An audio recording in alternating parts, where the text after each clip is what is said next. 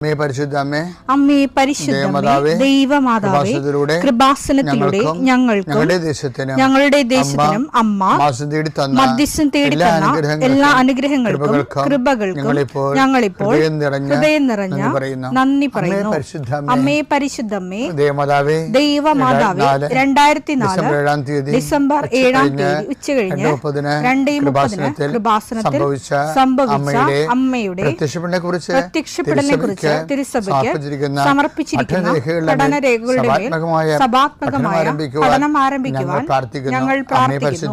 അമ്മേ പരിശുദ്ധമേ, ഭൂസ്വർലോകങ്ങളുടെ രാജ്ഞിയായ അങ്ങേയ്ക്ക് ഭൗമസംരക്ഷണത്തിനായി പ്രപഞ്ചപ്രകൃതിയെ തന്നെ തിരുസഭ പ്രതിഷ്ഠിക്കുവാൻ ഈ പ്രത്യക്ഷീകരണം വഴി ഇടയാക്കണമേ. പരിശുദ്ധമേ, ജപമാല മാതാവേ, സകല കൃപാസനം പ്രാർത്ഥനയോടും ചേർത്ത് ഞങ്ങളിപ്പോൾ പ്രാർത്ഥിക്കുന്ന ഈ കുടുംബത്തിന്റെ പ്രത്യേക നിയോഗം പറ മക്കളെ.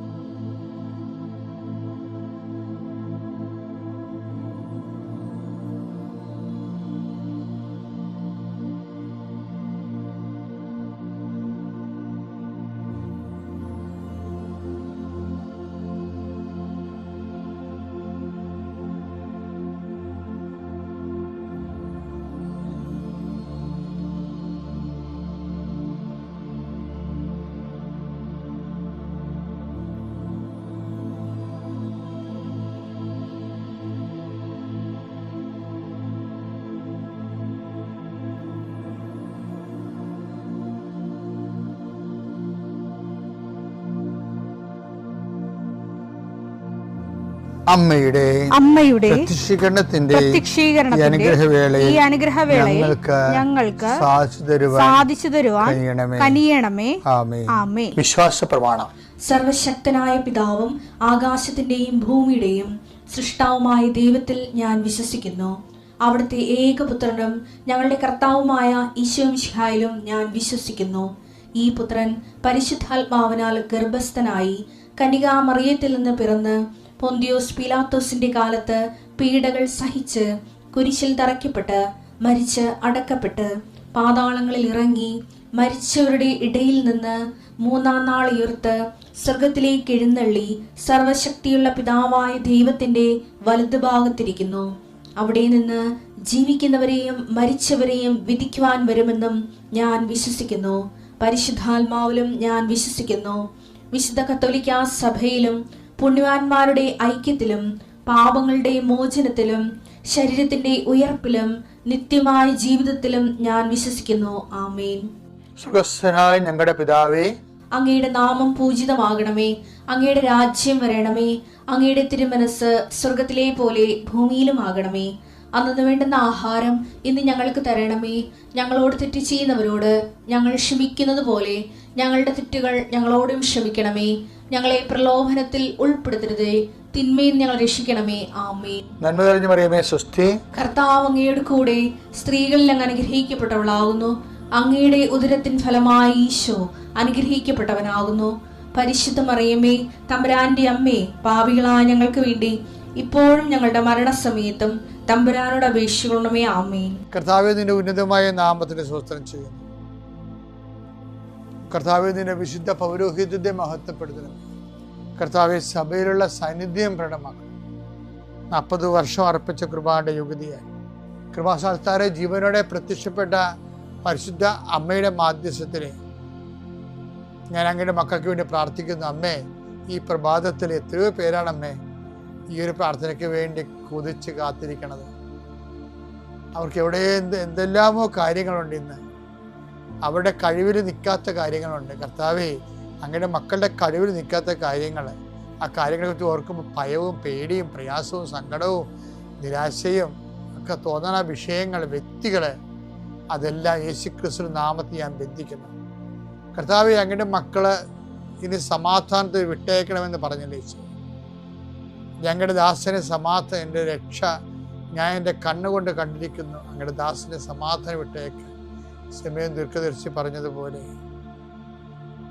അങ്ങയുടെ മക്കൾ ഈ പ്രാർത്ഥനയ്ക്ക് ശേഷം സമാധാനം കണ്ടെത്താൻ ഇടയാക്കണം പ്രാർത്ഥിക്കുന്നു. നിങ്ങളുടെ ജീവിത ചിന്തകള്, നിങ്ങളിന്ന് പോകാനിരിക്കുന്ന ഇടങ്ങള്, സംസാരിക്കുന്ന വ്യക്തികള്, ഒപ്പിടുന്ന പേപ്പറുകള്, എഴുതുന്ന രേഖകള്, എൻ്റെ മക്കള് ജീവിത ഉപായത്തിന് വേണ്ടിയും മേൽഗതിക്ക് വേണ്ടിയും ജോലിക്ക് വേണ്ടിയും ജോലിയുടെ അനുബന്ധ കാര്യങ്ങൾക്ക് വേണ്ടിയും എവിടെയെല്ലാം യാത്ര ചെയ്യുന്നു, ആരോടെല്ലാം സംസാരിക്കുന്നു, ഫോൺ ചെയ്തിട്ട് എന്തെങ്കിലും ഡേറ്റോ കാര്യമോ തീരുമാനമോ വാക്കോ പ്രവൃത്തിയോ തീരുമാനമോ കിട്ടാൻ വേണ്ടി കാത്തിരിക്കുന്നു. അതെല്ലാം മക്കൾക്ക് അനുകൂലമാവുകയും അത് ഈശോയുടെ നാമത്തിൽ ഞാൻ നിങ്ങളെ അനുഗ്രഹിക്കുകയും ചെയ്യുന്നു. എൻ്റെ കർത്താവ്, മനുഷ്യൻ്റെ ഭീഷണി കാരണം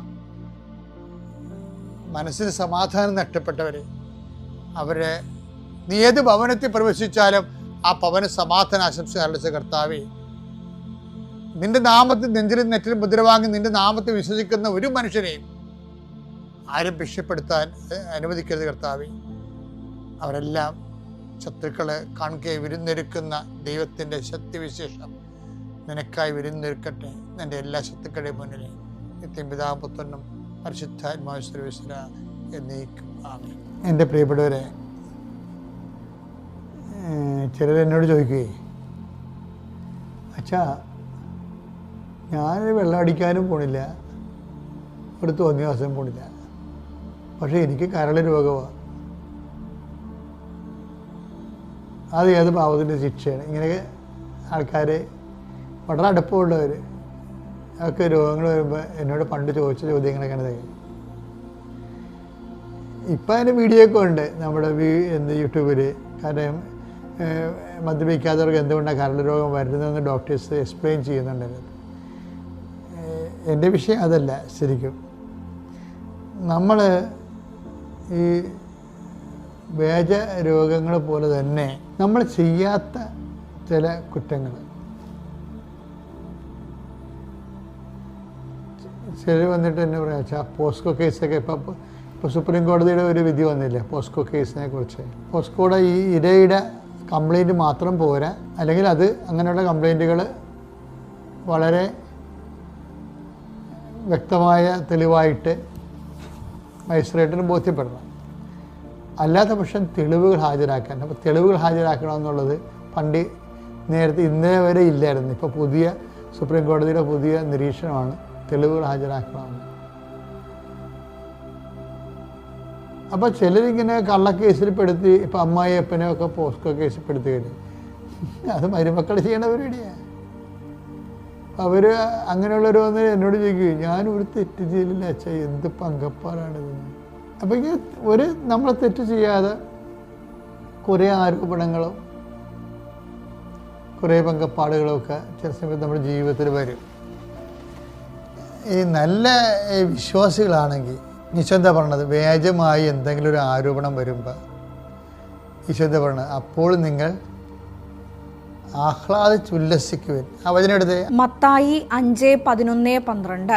മത്തായി 5:11-12. എന്നെ പ്രതി മനുഷ്യർ വേജ ആരോപണങ്ങള്, വേജമായിട്ടുള്ള നമുക്കുണ്ടാകുന്ന ഇപ്പം നമ്മൾ ചെയ്യാത്ത ദുശീലങ്ങൾക്ക് നമുക്ക് ദുശീലം ചെയ്ത ആൾക്കാരുടെ രോഗം തന്നെ ചില ആൾക്കാർക്ക് വരുന്നുണ്ട്. അപ്പോൾ അവർക്ക് ഒരു ഐഡിയയും ഇല്ല ഇത് എങ്ങനെ വൃത്തിഞ്ഞായിട്ട് ജീവിച്ചിട്ട് ഇങ്ങനെ സംഭവിച്ചല്ലോ എന്ന് ചിന്തിക്കുകയാറുണ്ട്. അപ്പം എനിക്കെന്താ ഇങ്ങനെ സംഭവിച്ചതെന്ന് പറയണവർ ചോദിക്കുന്നവരുണ്ട്. എനിക്കെന്താ ഇങ്ങനെ സംഭവിച്ചത്? മറ്റുള്ളവർക്ക് അങ്ങനെ സംഭവിച്ചപ്പോൾ എനിക്ക് മനസ്സിലാവുക അങ്ങനെയായിട്ട് ആയതുകൊണ്ടാണ്. ഞാനെന്താ ഇങ്ങനെ സ്വയം വിസ്തരിക്കുന്ന ആൾക്കാരുമുണ്ട്, അതിന് പരോക്ഷമായി ദൈവത്തെയും വിസ്തരിക്കുന്നവരുണ്ട്. നമുക്കൊരു ആധ്യാത്മിക ജീവിതം ദൈവത്തെ ഒരു വിസ്താരത്തിൽ വികസിപ്പിക്കാൻ പറ്റത്തില്ല. ഈശോ എന്നാ ചെയ്യണത്? ഈ എനർജി കൺവേർട്ട് ചെയ്യണമെന്നാണ് ഈശോ പറഞ്ഞത്. അതാണ് അതിനടുത്ത് 5:11 മത്തായി. എന്നെ പ്രതി അത് ഈശോനെ പ്രതിയാക്കണം. നമ്മളെ പ്രതി വന്ന കാര്യങ്ങളെല്ലാം നമ്മൾ ഈശോനെ പ്രതിയാക്കണം. മനുഷ്യർ നിങ്ങളെ അവഹേളിക്കുകയും പീഡിപ്പിക്കുകയും എല്ലാവിധ തിന്മകളും നിങ്ങൾക്കെതിരെ വ്യാജമായി പറയുകയും ചെയ്യുമ്പോൾ നിങ്ങൾ ഭാഗ്യവാന്മാർ. നിങ്ങൾ ആനന്ദിച്ചാഹ്ലാദിക്കുവിൻ. സ്വർഗത്തിൽ നിങ്ങളുടെ പ്രതിഫലം വലുതായിരിക്കും. അപ്പൊ ഈ സ്വർഗത്തിലെ പ്രതിഫലം വലുതായിട്ട് നമ്മൾ നിശ്ചയിച്ചു കഴിഞ്ഞാൽ വ്യാജാരോപണങ്ങൾ ഉണ്ടാവും. അതായത് ആദ്യം ഉണ്ടാകണത് വ്യാജാരോപണങ്ങളല്ല. ആദ്യം ഉണ്ടാകണത് നിങ്ങൾ ദൈവത്തിന് വിശ്വാസമായത് കാരണം നിങ്ങളുടെ പ്രതിഫലം നിശ്ചയിക്കും ദൈവം. ആ പ്രതിഫലം നിശ്ചയിക്കുമ്പോഴായിരിക്കും നമുക്ക് എക്സ്ട്രാ റെമിറ്റൻസ് കൊടുക്കേണ്ടി വരണത്. എക്സ്ട്രാ റെമിറ്റൻസ് എന്ന് പറഞ്ഞാൽ സ്വാഭാവിക സഹനങ്ങളിലൂടെ കിട്ടത്തില്ല, അസ്വാഭാവിക സഹനങ്ങളിലൂടെ കിട്ടത്തുള്ളൂ. ഈ അസ്വാഭാവിക സഹനങ്ങൾ വരണത് നമ്മൾ ചെയ്യാത്ത കുറ്റത്തിന് ആരോപണം കേൾക്കുമ്പോഴാണ്. പക്ഷെ അത് നമ്മൾ ക്രിസ്തുവിൻ്റെ പേരിലാക്കിയെടുത്താൽ മാത്രമേ അത് കൃപയായി കൺവേർട്ട് ചെയ്തിട്ട് ഈ സ്വർഗത്തിൽ നിങ്ങളുടെ പ്രതിഫലം വലുതായിരിക്കും എന്ന് പറഞ്ഞാൽ ആ വലിയ പ്രതിഫലത്തിന് റെമിറ്റൻസ് കൊടുത്തിട്ട് അത് നമുക്ക് നമ്മുടെ പേരിലാകത്തുള്ളൂ. അതെന്താ ചോദിച്ചാൽ നമ്മൾ ഇപ്പം ഇത്രയും ഞാൻ പറഞ്ഞൊരു കാര്യമാണ് നിങ്ങൾ ശ്രദ്ധിക്കേണ്ടത്. അതായത് ഏതെങ്കിലും കാരണവശാൽ നിങ്ങൾ ചെയ്യാത്ത കുറ്റത്തിന് നിങ്ങൾക്കൊരു ആരോപണം വരുന്നു, ഏതെങ്കിലും കാരണവശാൽ നിങ്ങളുടെ നിങ്ങൾ ചെയ്യാത്ത ശീലത്തിന് നിങ്ങൾക്ക് രോഗം വരുന്നു, ഇതെല്ലാം വ്യാജങ്ങളാണ്. ഇപ്പോൾ വ്യാജമായ എല്ലാത്തരം എന്ന് പറയുമ്പോൾ എന്ത് തരമായാലും വ്യാജമായിട്ടാണ് നിങ്ങളുടെ അടുത്തേക്ക് വരണമെന്നുണ്ടെങ്കിൽ അതെന്ത് ചെയ്യണം? അത് നിങ്ങൾ എന്നെ പ്രതി എന്ന് പറഞ്ഞാൽ ക്രിസ്തുവിനെ പ്രതിയാക്കി കളയണം. നിങ്ങളെ പ്രതി ആകുമ്പോഴാണ് നിങ്ങൾ ക്ഷോഭിക്കണത്, നിങ്ങളെ പ്രതി അല്ലത്. ഇപ്പം കൃപാസനത്തിനെതിരെ 200 പേര് ഒരു ചേട്ടായി ഒരു ഫേസ്ബുക്കിൽ പോസ്റ്റ് എടുത്ത്, ഒരു ജീവിച്ചിരുന്ന മന്ത്രിയുടെ ഫേസ്ബുക്ക് പോസ്റ്റ് എടുത്തിട്ട് കൃപാസനത്തിനെതിരെ അതിലൂടെ ഒരു ആരോപണം ഇട്ട്. അപ്പോൾ അതെല്ലാവരും കയറ്റിപ്പിടിച്ച് അത് വലിയ സമരമായി. ഇവിടെ 200 പേരുടെ ഒരു രാഷ്ട്രീയ സമരം കൊണ്ടായിരുന്നു. ഇത്രയും വലിയ കൃപാസന ചുറ്റും കത്തുമ്പോൾ ഞങ്ങൾ എന്ത് ചെയ്ത്, ഞങ്ങൾ ആ അഖണ്ഡ ജപാലം ചൊല്ലിക്ക് അവിടെ ഇരിക്കും. അതിൻ്റെ കാര്യം എന്താണ്? ഈ ആരോപണങ്ങളെല്ലാം ക്രിസ്തുവിൻ്റെയൊക്കെ നമ്മൾ കൺവേർട്ട് ചെയ്ത് കൊടുക്കും. ക്രിസ്തു അങ്ങനെ പറഞ്ഞിട്ടുണ്ട്, വ്യാജമായി എന്തെങ്കിലും വന്നാൽ ഉടനെ നിങ്ങൾ എൻ്റെ അക്കൗണ്ടിലേക്ക് മാറ്റണമെന്നാണ്. പക്ഷേ അതെപ്പോഴും ഓർത്തേക്കണം മക്കൾ. അല്ല, ചെയ്യാത്ത കുറ്റത്തിൽ നമ്മൾ ഇപ്പോൾ ചെയ്യാത്ത കുറ്റത്തിൽ നമ്മൾ ഈ ഭൂമി അങ്ങനെയാണ്, ഈശോയെ പോലും വെറുതെ വിടാഞ്ഞൊരു ഭൂമിയാണെന്ന് ഓർക്കണം. നമ്മൾ എപ്പോഴും ഓർക്കണം. അത് ഈശോയുടെ പേരുള്ള എല്ലാ വ്യാജ ആരോപണങ്ങളില്ലായിരുന്നോ, അത് ഈശോ നമ്മളെ പ്രതിയാണ് അത് ഏറ്റെടുത്തത്.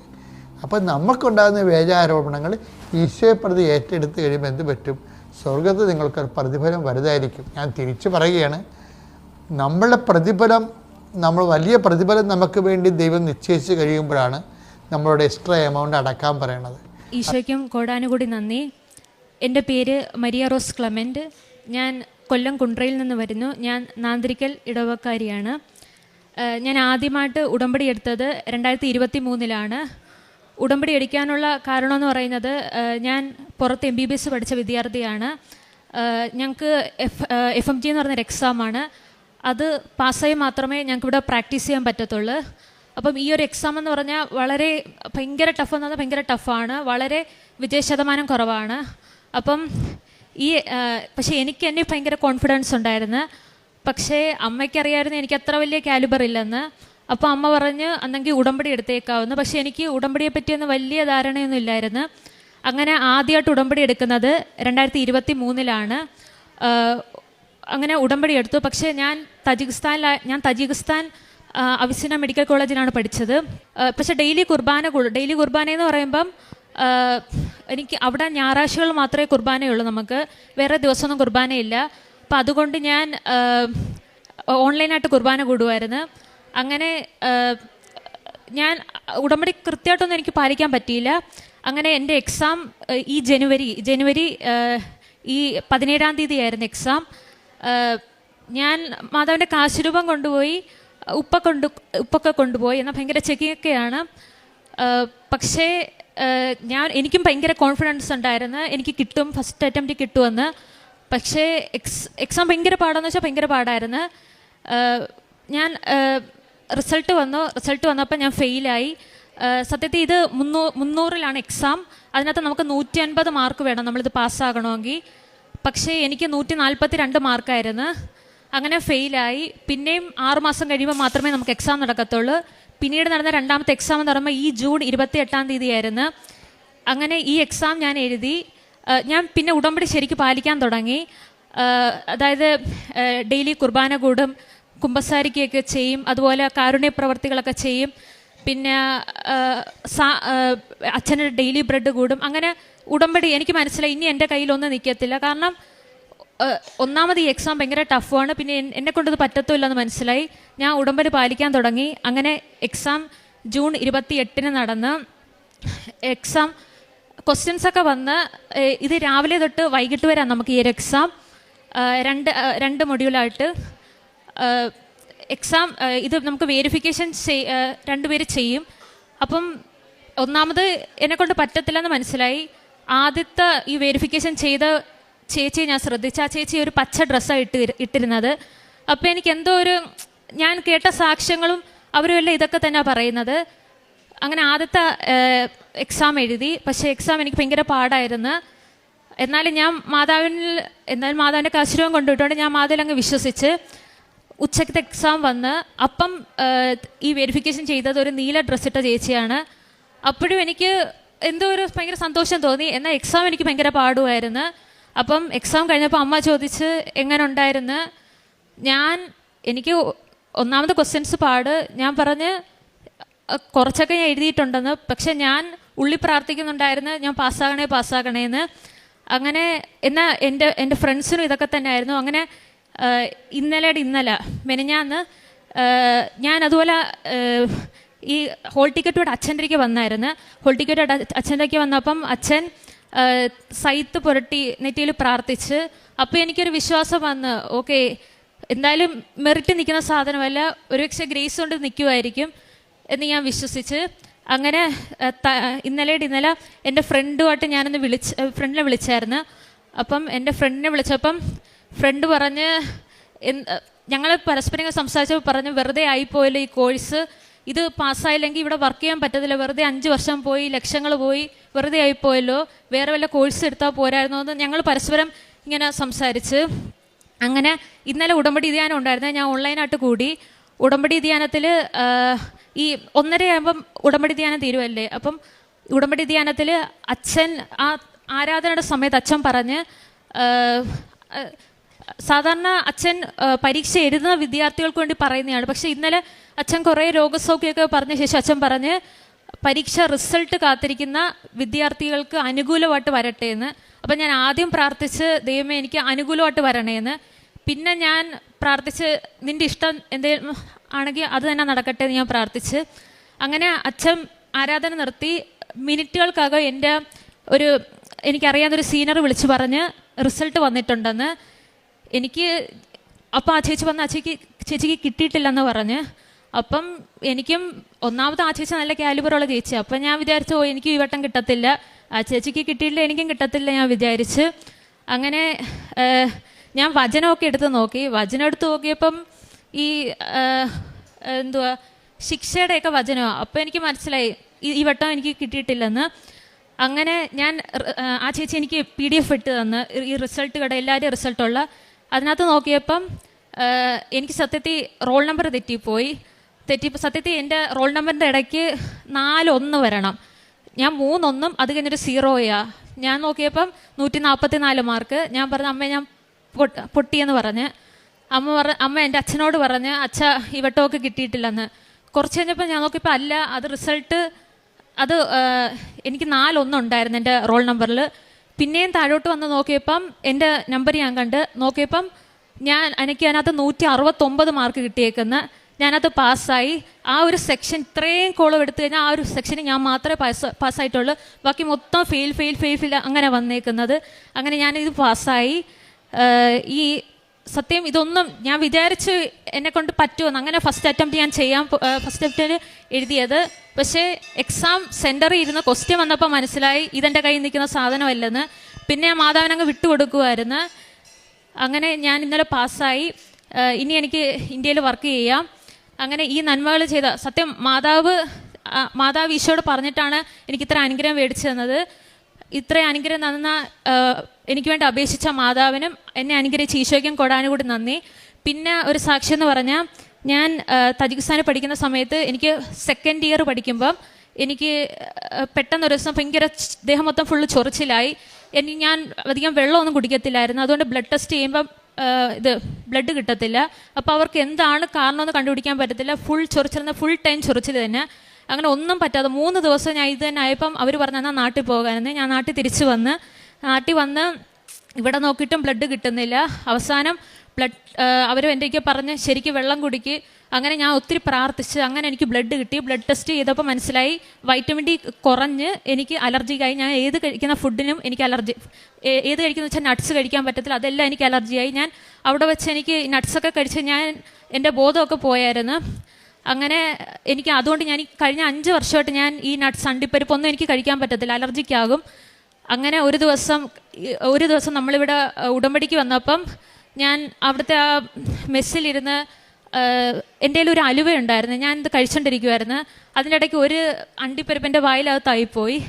അപ്പം ഞാൻ പെട്ടെന്ന് മനസ്സിലാക്കി ഇത് എനിക്ക് അലർജിക്കാണല്ലോ, എന്ത് ചെയ്യുമെന്ന്. ഞാൻ തുപ്പ ഒരുങ്ങിയപ്പോൾ പിന്നെ ഞാൻ വിചാരിച്ച് ഓക്കെ, ഇവിടെ മാതാവ് നമ്മളെ കൊണ്ട് പറ്റാത്തത് മാതാവിന് ചെയ്യാൻ പറ്റുമല്ലോ. അപ്പം ഞാൻ വിചാരിച്ച് ഓക്കെ, ഞാനിത് കഴിക്കാൻ പോവുക, എന്ത് വരുമെന്ന് നോക്കാമെന്ന്. ഞാനൊരു 30 മിനിറ്റ് വെയിറ്റ് ചെയ്ത് എന്തെങ്കിലും ചൊറിച്ചിൽ കാണിക്കുന്നുണ്ടോ എന്ന് നോക്കാൻ. അങ്ങനെ നോക്കി 30 മിനിറ്റ് ആയിട്ട് എൻ്റെ ദേഹത്ത് ഒരു ചൊറിച്ചിലും കാണുന്നില്ല. ഞാൻ പിന്നെ മാതാവിനോട് പറഞ്ഞു ഓക്കെ, ഞാനിപ്പോൾ തലയിറങ്ങിയെങ്ങാനും വീണ അതിൻ്റെ റെസ്പോൺസിബിൾ മാതാവ് തന്നെയാണ്. പക്ഷെ ഞാൻ 30 മിനിറ്റായി നോക്കിക്കഴിഞ്ഞിട്ടും എനിക്ക് ഒരു കുഴപ്പവും പറ്റുന്നില്ല. അപ്പോൾ എനിക്ക് മനസ്സിലായി മാതാവിനെ സുഖപ്പെടുത്തിയെന്ന്. കഴിഞ്ഞ 5 വർഷമായിട്ട് ഇതെനിക്ക് കഴിക്കാൻ പറ്റത്തില്ല. ഇപ്പോൾ പായസത്തിൽ കിട്ടിയാലും ഞാൻ തുപ്പിക്കളയത്തേ ഉള്ളൂ.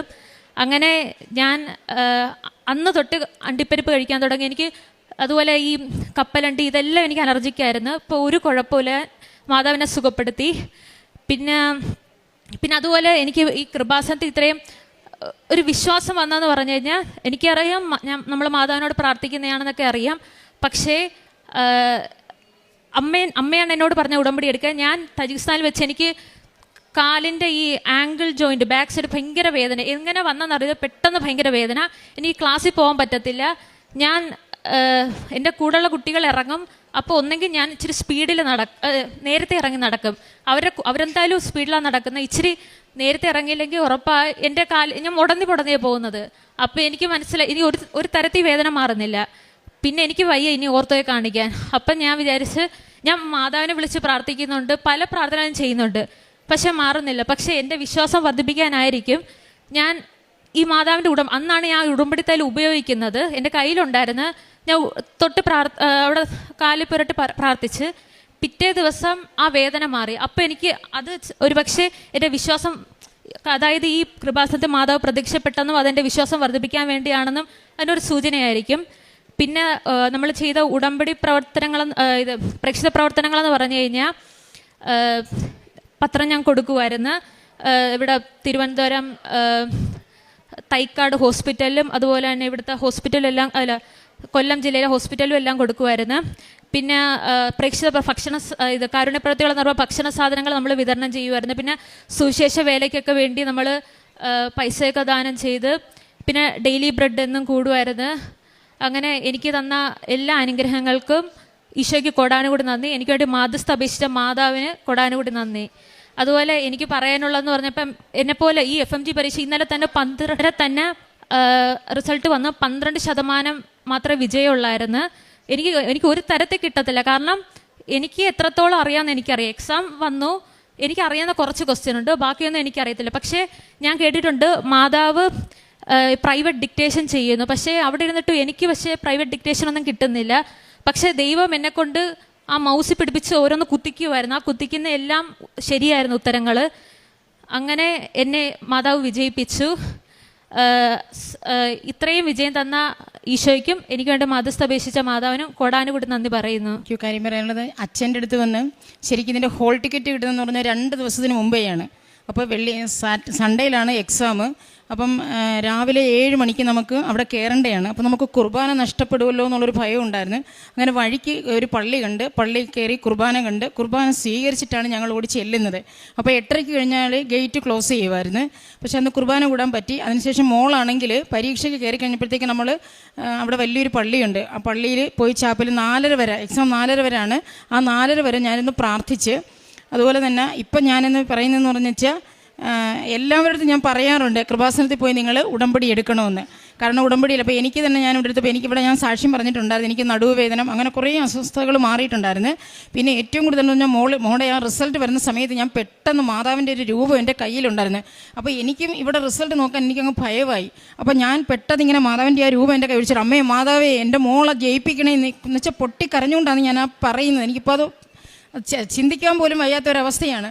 പെട്ടെന്ന് കൊച്ചി പറഞ്ഞതുപോലെ ആദ്യത്തേനകത്ത് നമ്പറിന് എന്തോ ഒരു മിസ്റ്റേക്ക് പോലെ തോന്നി. രണ്ടാമത് പറഞ്ഞു അമ്മേ ഞാൻ ജയിച്ചിട്ടുണ്ടെന്ന് പറഞ്ഞ്. പിന്നെ എനിക്ക് തന്നെ പറയാൻ വയ്യ എൻ്റെ ദൈവം. എന്നിട്ട് ഞാൻ ഇന്നലെ തന്നെ ഇവിടെ വരണമെന്നുണ്ട്. അപ്പോൾ ഇന്ന് അതുകൊണ്ട് തന്നെയാണ് രാവിലെ വന്ന് തിരുക്കുമാരനും അമ്മയ്ക്കും കോടാനുകോടി നന്ദി. സങ്കീർത്തനങ്ങൾ 91:4 മുതലുള്ള വാക്യങ്ങൾ. തൻ്റെ തൂവലുകൾ കൊണ്ട് അവിടുന്ന് നിന്നെ മറച്ചുകൊള്ളും, അവിടുത്തെ ചിറകുകളുടെ കീഴിൽ നിനക്ക് അഭയം ലഭിക്കും, അവിടുത്തെ വിശ്വസ്തത നിനക്ക് കവചവും പരിചയമായിരിക്കും. പരിശുദ്ധ അമ്മയുടെ പ്രത്യക്ഷീകരണ സാക്ഷിയായിട്ട് മരിയ റോസ് ക്ലമന്റ് തൻ്റെ അനുഭവ സാക്ഷ്യം നമ്മുടെ മുമ്പിൽ പങ്കുവെക്കുകയായിരുന്നു. ഉടമ്പടിയെക്കുറിച്ച് വലിയ ധാരണയൊന്നുമില്ലായിരുന്നെങ്കിലും സ്വന്തം അമ്മയോട് ചേർന്നുകൊണ്ടാണെങ്കിലും ഉടമ്പടിയോട് ചേർന്നുകൊണ്ട് ജീവിക്കുവാനും, എന്നാൽ തൻ്റെ ജീവിതത്തിൽ പരിശുദ്ധ അമ്മ നൽകിയ വലിയൊരു അനുഗ്രഹത്തിൻ്റെ അനുഭവ സാക്ഷ്യമായിട്ടാണ് മരിയ നമുക്ക് മുമ്പിൽ ആയിരിക്കുക. FMG എന്ന എക്സാം പാസ്സാവുക. കാരണം ആദ്യത്തെ അറ്റംപ്റ്റിൽ അത് ഫെയിലാവുകയും, എന്നാൽ അതിനെ തുടർന്ന് ഇതൊരു തൻ്റെ മെറിറ്റിലാണെന്നുള്ള ഒരു ചിന്തയൊക്കെ ഉണ്ടായിരുന്നെങ്കിലും തുടർന്ന് ഉടമ്പടിയിലായിരിക്കുമ്പോഴും ഉടമ്പടിയോട് ചേർന്നുകൊണ്ട് ജീവിക്കുമ്പോൾ ഉണ്ടാകുന്നൊരു ബോധ്യം എന്ന് പറയുക, ഇതെനിക്ക് കിട്ടിയത് പരിശുദ്ധ അമ്മയുടെ കൃപയാലെന്ന തിരിച്ചറിവാണ്. അത് രണ്ടാമത്തെ എക്സാം എഴുതുമ്പോഴാണെങ്കിലും അതിനെ തുടർന്ന് കടന്നു പോകുമ്പോഴത്തേക്കും അത് തന്നെ എഴുതിയ എക്സാം ബുദ്ധിമുട്ടായിട്ട് അനുഭവപ്പെടുകയും അതെൻ്റെ കയ്യിൽ നിൽക്കില്ല എന്നുള്ള ഒരു ചിന്തയൊക്കെ കടന്നു വരുമ്പോഴും പരിശുദ്ധ അമ്മയിലാണ് മരിയ പൂർണ്ണമായിട്ടും ആശ്രയിക്കുകയും ചെയ്തത്. അതുകൊണ്ട് തന്നെ പരിശുദ്ധ അമ്മയുടെ ഒരു വലിയൊരു സംരക്ഷണമാണ് ഉണ്ടാവുക.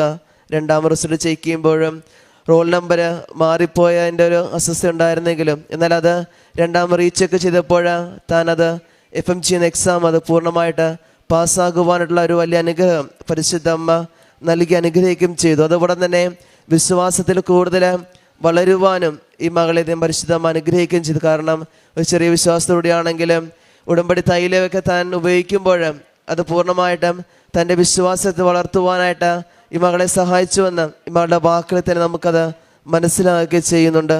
അതോടൊപ്പം തന്നെ തനിക്കുണ്ടായിരുന്ന അലർജിയുടെയൊക്കെ ബുദ്ധിമുട്ടാണെങ്കിലും അത് പൂർണ്ണമായിട്ടും പരിശുദ്ധ അമ്മ സൗഖ്യം നൽകി അനുഗ്രഹിക്കുകയും ചെയ്തത് ഈ ഉടമ്പടിയോട് ചേർന്ന് കൊണ്ടുള്ള ഒരു വലിയ അനുഗ്രഹം തന്നെയാണ്. ഇനി മുമ്പോട്ടുള്ള ഈ മകളുടെ ജീവിതത്തിൽ ഉടമ്പടിയോട് ചേർന്നുകൊണ്ട് ജീവിക്കുവാനും ഇനിയും വിശ്വാസത്തോടു കൂടി ഉടമ്പടിയോട് ചേർന്നുകൊണ്ട് ജീവിതത്തെ ക്രമീകരിക്കാൻ പരിശുദ്ധ അമ്മ ഈ മകളെ അനുഗ്രഹിക്കട്ടെ എന്ന് നമുക്ക് ഓരോരുത്തർക്കും പ്രാർത്ഥിക്കാം.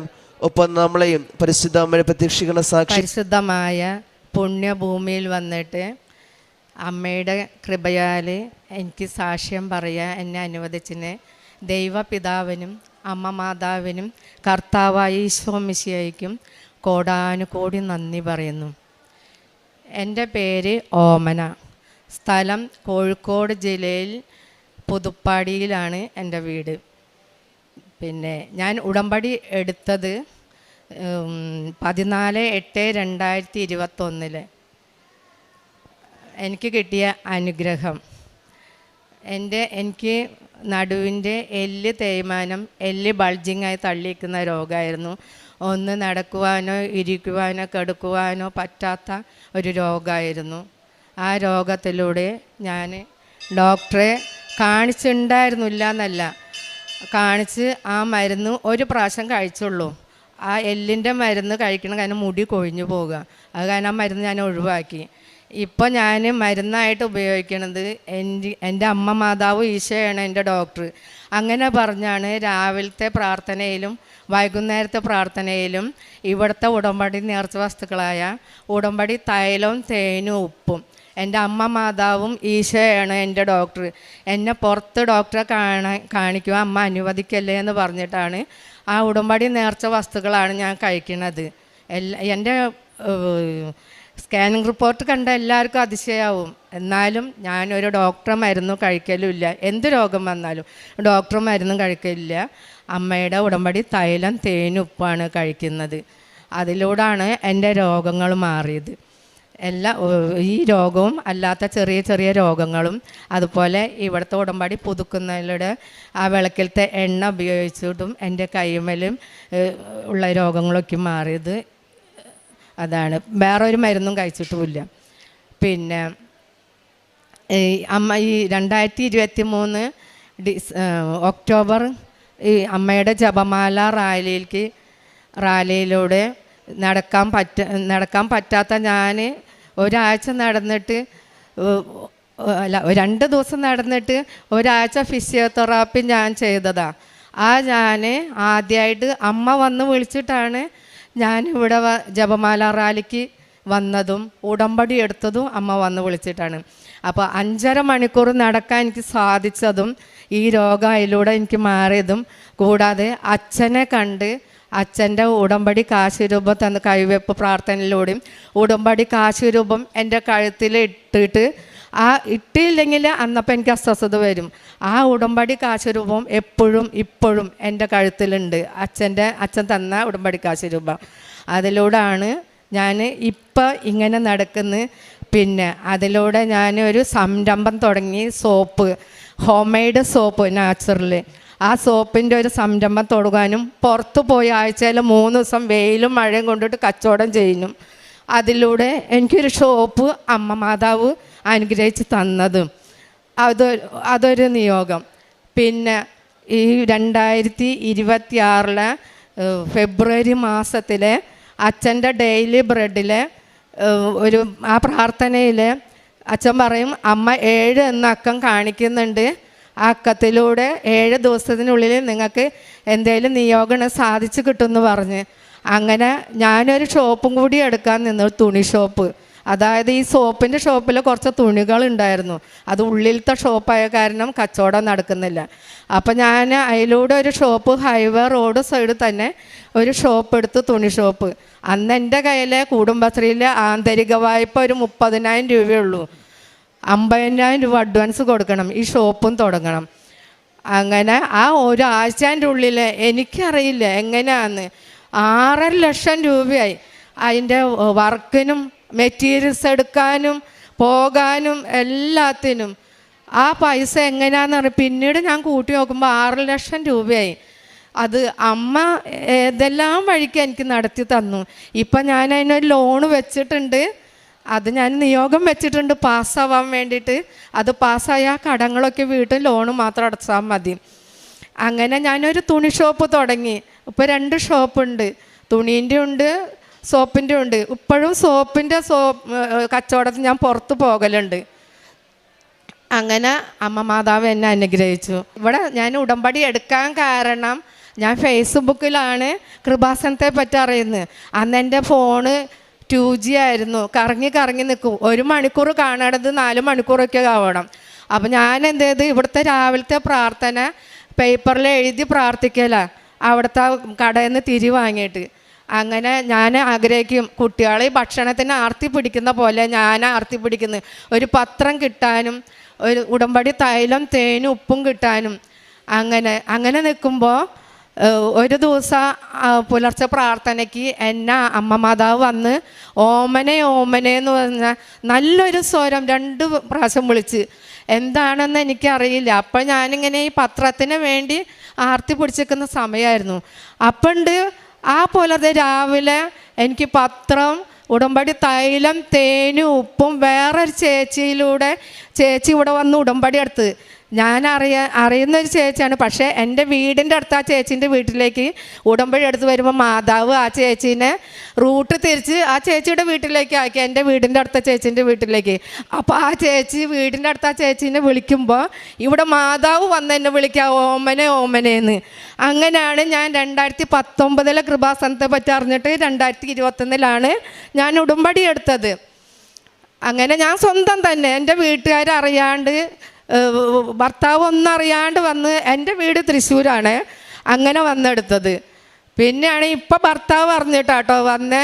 പ്രാർത്ഥനയ്ക്ക് ഞാൻ സ്വന്തം തന്നെ പ്രാർത്ഥിക്കുന്നു, അവരൊന്നും പ്രാർത്ഥിക്കില്ല. പക്ഷെ അവർക്ക് കുറച്ച് വിശ്വാസമുണ്ട്. ആത്മീയ ജീവിതം എന്ന് പറഞ്ഞാൽ ഞാൻ ഈ 2021 തൊട്ട് ഈ സമയം വരെയും പ്രാർത്ഥനയിലായിരുന്നു. അതിന് മുന്നേ ഞാൻ TV കാണലും സിനിമയ്ക്ക് പോലും കൂടുതലായിട്ടില്ല, എനിക്കിഷ്ടപ്പെടുക മാത്രമേ ചെയ്യുള്ളൂ. ഇപ്പോൾ 2021 ഉടമ്പടി എടുത്ത തൊട്ട് ഈ സമയം വരെ TV കാണലില്ല, ഫുള്ളും പ്രാർത്ഥനയിൽ. സോപ്പ് ഉണ്ടാക്കുമ്പോൾ സാക്ഷ്യം കാണലും ധ്യാനം കൂടലും, തുണിക്കടയിൽ വെക്കുമ്പോഴും സാക്ഷ്യം കാണലും ധ്യാനം കൂടലും ഷെയർ ചെയ്യലും സ്റ്റാറ്റസ് ഇടലും ഒക്കെയാണ്. പിന്നെ അച്ഛൻ്റെ ഡെയിലി ബ്രെഡ് പുലർച്ചയ്ക്ക് 4 മണിക്ക് ഞാൻ എണീക്കും, വചനം വായിക്കുന്നു, എണീച്ച് വചനം വായിക്കും. രാത്രി കിടക്കുമ്പോഴും വചനം വായിക്കും. വചനത്തിലൂടെയാണ് എണീക്കണതും കിടക്കുന്നതും. അന്നപ്പോൾ 1/2 മണിക്കൂർ വചനം വായിക്കും, ബൈബിളും കൊന്തം ചെല്ലും. പിന്നെ രാവിലെ 5 മണിക്ക് ഉടമ്പടി പ്രാർത്ഥന ആദ്യത്തെ ചെല്ലും, അതിൽ വചനം വായിക്കും. പിന്നെ അച്ഛൻ്റെ ഡെയിലി ബ്രെഡ് 5:30 കൂടും. ആ ഡെയിലി ബ്രെഡിലൂടെയാണ് എൻ്റെ ഓരോ അനുഗ്രഹങ്ങൾ അമ്മ സാധിച്ചു തരുന്നത്. പിന്നെ എനിക്ക് സുഗന്ധമൊന്നും വരുന്നില്ല. 1 തിരിയിലെ അമ്മയുടെ രൂപം, റോസാപ്പൂവിൻ്റെ രൂപം, തിരുഹൃദയത്തിൻ്റെ രൂപം. പിന്നെ ഒരു ഡിസംബർ 7 അമ്മയുടെ പ്രത്യക്ഷപ്പെടലിനോടനുബന്ധിച്ച് 2024 ഇങ്ങനെ 7 എന്ന അക്കം ഞാൻ മുട്ടുകുത്തി പ്രാർത്ഥിക്കുമ്പോൾ സോക്കേസിൻ്റെ മുന്നിൽ വന്നിട്ടുണ്ടായിരുന്നു 7 എന്നൊരക്കം. പിന്നെ അമ്മേനെ സ്വപ്നം കാണലും ജോസഫ് അച്ഛനെ ഉറക്കത്ത് കാണാതും ഈശോനൊക്കെ കാണലൊക്കെ ഉണ്ട്. സുഗന്ധം മാത്രമല്ല എന്നുള്ളൂ. പിന്നെ മഴവില്ലും കാണല്ല. പണ്ടൊക്കെ മഴവില്ല് കാണുമ്പോൾ എനിക്ക് അതിനെ അർത്ഥറിയില്ലായിരുന്നു. ഇപ്പോഴാണ് മഴവില്ലിൻ്റെ അർത്ഥം എനിക്ക് മനസ്സിലാവുന്നത്. അതേ പിന്നെ കണ്ടിട്ടുമില്ല. പിന്നെ എനിക്ക് അമ്മയില്ല. ഞാൻ 1-ാം ക്ലാസ്സിൽ പഠിക്കുമ്പോൾ അമ്മയില്ലാത്തതായിരുന്നു. അപ്പോൾ എൻ്റെ ഒരു 6 ഫ്രണ്ട് ഉണ്ട്. അവരൊക്കെ എൻ്റെ മുന്നിൽ അമ്മേൻ്റെ മടിയിൽ കിടന്ന് ഒക്കെ പ്രാർത്ഥിക്കുമ്പോൾ എനിക്കൊരു സങ്കടമാണ്. ഒരമ്മേൻ്റെ സ്നേഹം വാത്സല്യം എനിക്കില്ലല്ലോ എന്ന് വെച്ചിട്ട്. അപ്പോൾ ഇതുവരെ ഞാൻ ജീവിച്ചിപ്പോൾ ഉടമ്പടി എടുത്ത് തൊട്ട് എൻ്റെ അമ്മ മാതാവ്, എൻ്റെ അമ്മ. ഇന്നലെ ബസ്സിലും ഒരു ഉമ്മ ചോദിച്ചു എന്നോട്, മോളെ എവിടെയാണ് പോവാണ്? ഞാൻ പറഞ്ഞ ആലപ്പുഴയിലേക്ക്. എവിടേക്ക്? അമ്മ വീട്ടിലേക്ക്. അമ്മേൻ്റെ അടുത്താന്ന് പറഞ്ഞു. എൻ്റെ അമ്മേൻ്റെ അടുത്താന്ന് പറഞ്ഞ്. എൻ്റെ അമ്മ സ്വന്തം അമ്മ വീടാണിത്. അതാണ് അമ്മേനെ വിശ്വസിക്കാൻ എനിക്ക് അമ്മയുടെ ദുഃഖം. ഞാൻ അമ്മേനോട് പറഞ്ഞിട്ടുണ്ട്, എനിക്കൊരു തലോടലും ഒരു സ്നേഹത്തിൻ്റെ ഒരു ഇതും അമ്മ എനിക്ക് തരണമെന്ന് പറഞ്ഞിട്ട്. പിന്നെ അങ്ങനെ വചനം വായിക്കലും പ്രാർത്ഥനയൊക്കെ ഉണ്ട്. പിന്നെ കാരുണ്യ പ്രവർത്തി എന്ന് പറഞ്ഞാൽ ഓൾഡ് ഏജ് ഹോം പോയിട്ട് ഞാൻ കച്ചവടം ചെയ്യുമ്പോൾ അവിടുന്ന് തന്നെ പച്ചക്കറി വാങ്ങിയിട്ട് അവർക്ക് കൊണ്ടു കൊടുക്കും. അതേപോലെ അവിടുത്തെ അമ്മമാർക്ക് ഡ്രസ്സ് വാങ്ങി കൊടുക്കലുണ്ട്. ഇപ്പോൾ ചോറ് പൊതിയൊന്നും കൊടുക്കില്ല. ആദ്യമൊക്കെ ഞാൻ കൊടുത്തിട്ടുണ്ട്. ഇപ്പം എനിക്ക് സമയമില്ല. തുണി ഷോപ്പിലല്ലാണ്ട് പുറത്ത് കച്ചവടത്തിലല്ലാണ്ട് അങ്ങനെയാണ്. അപ്പോൾ പുറത്ത് കച്ചവടം ചെയ്യുമ്പോൾ ഭിക്ഷക്കാർ എൻ്റെ അടുത്ത് വരും, മോള് പൈസ തരണ്ടെന്ന്. ഞാൻ സോപ്പൊക്കെ അവർക്ക് കൊടുക്കും. സോപ്പ് ഉപയോഗിച്ചിട്ട് അവർ പറയും നല്ല സോപ്പ്, മോളെ കാര്യം എന്നെ കെട്ടിപ്പിടിക്കും. ഭിക്ഷക്കാർ വന്നാൽ മറ്റുള്ളവർ നോക്കും. എനിക്കത് ഇഷ്ടമാട്ടോ. ഒരു അമ്മ ഇല്ലാണ്ട് കെട്ടിപ്പിടിക്കാൻ ഒരു ഭിക്ഷക്കാർക്ക് ഒരമ്മ ഉണ്ടല്ലോ എന്നൊരു ചിന്തയുണ്ട്. പിന്നെ അങ്ങനെ എല്ലാവർക്കും അവർക്ക് സോപ്പായിട്ടും ഭക്ഷണം വാങ്ങി കൊടുക്കലും പൈസയായിട്ടൊക്കെ കൊടുക്കും. പിന്നെ ഇതേപോലെ ഞാൻ ചൂടുകാലത്ത് കച്ചവടം ചെയ്യുമ്പോൾ, വെയിൽ കൊണ്ട് കച്ചവടം ചെയ്യുമ്പോൾ വൈകുന്നേരം ചായ കുടിക്കാൻ നേരത്തല്ല, വൈകുന്നേരം നേരത്ത് എനിക്ക് ഒരാൾ ചായയും കടിയും കൊണ്ടു തന്നു. അത് 2024. അപ്പോൾ ഞാൻ വിചാരിച്ചു, അവരോട് ചോദിച്ചു ഈ ചായയും കടി ആർക്കുള്ളതാന്ന് പറഞ്ഞ്. അപ്പോൾ അവർ പറഞ്ഞ് നിങ്ങൾക്കുള്ളതാന്ന് പറഞ്ഞു. ഞാൻ പറഞ്ഞ് ഏൽപ്പിച്ചില്ലല്ലോ എന്ന് പറഞ്ഞ്. അപ്പോൾ അയാൾ പറഞ്ഞു, അയാളെനിക്ക് തന്നിട്ട് പോയി. നല്ല ഹൈറ്റുള്ള ഒരാൾ, ഒരു പ്രായമുള്ള ആൾ. ഞാൻ അയാളെ അന്നപ്പോൾ ഒരു നോട്ടം കണ്ട് പിന്നെ ചായയും കടി അവിടെ വെച്ചാലാണ് ഞാൻ അയാളെ നോക്കി നടക്കുക. അവിടെ ഈ ആളെ ഞാൻ അന്ന് കണ്ട പിന്നെ ഇതുവരെ കണ്ടിട്ടില്ല.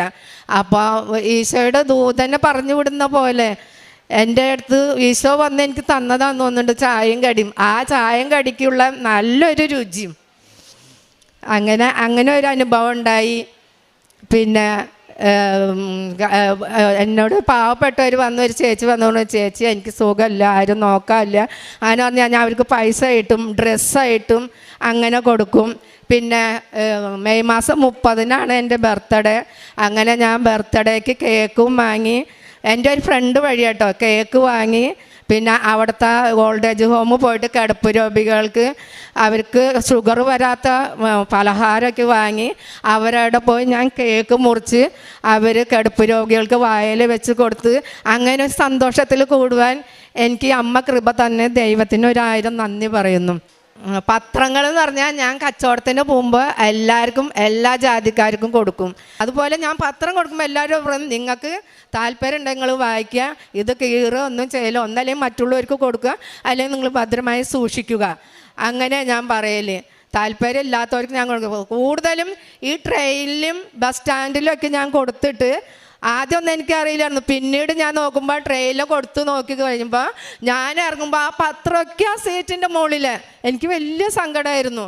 പിന്നെ അതേപോലെ ബസ് സ്റ്റാൻഡിൽ ബസ് കയറാൻ പോകുമ്പോഴും ഈ സീറ്റിൻ്റെ മുകളിൽ പത്രമൊക്കെ. എന്നിട്ട് ഞാൻ ആ പത്രം വാങ്ങിയിട്ട് എൻ്റെ നിന്ന് സോപ്പ് വാങ്ങുന്ന ഈ കൊറിയർ അയച്ചു കൊടുക്കുന്ന അവർക്കൊക്കെ ഞാൻ അതിൽ ഈ പത്രം ഇട്ട് കൊടുക്കും. അവരോട് ഞാൻ പറയും ഇങ്ങനെ കൃപാസനത്ത് പത്രം വെച്ചിട്ടുണ്ട്, അങ്ങനെയൊക്കെ കൊടുക്കും കേട്ടോ.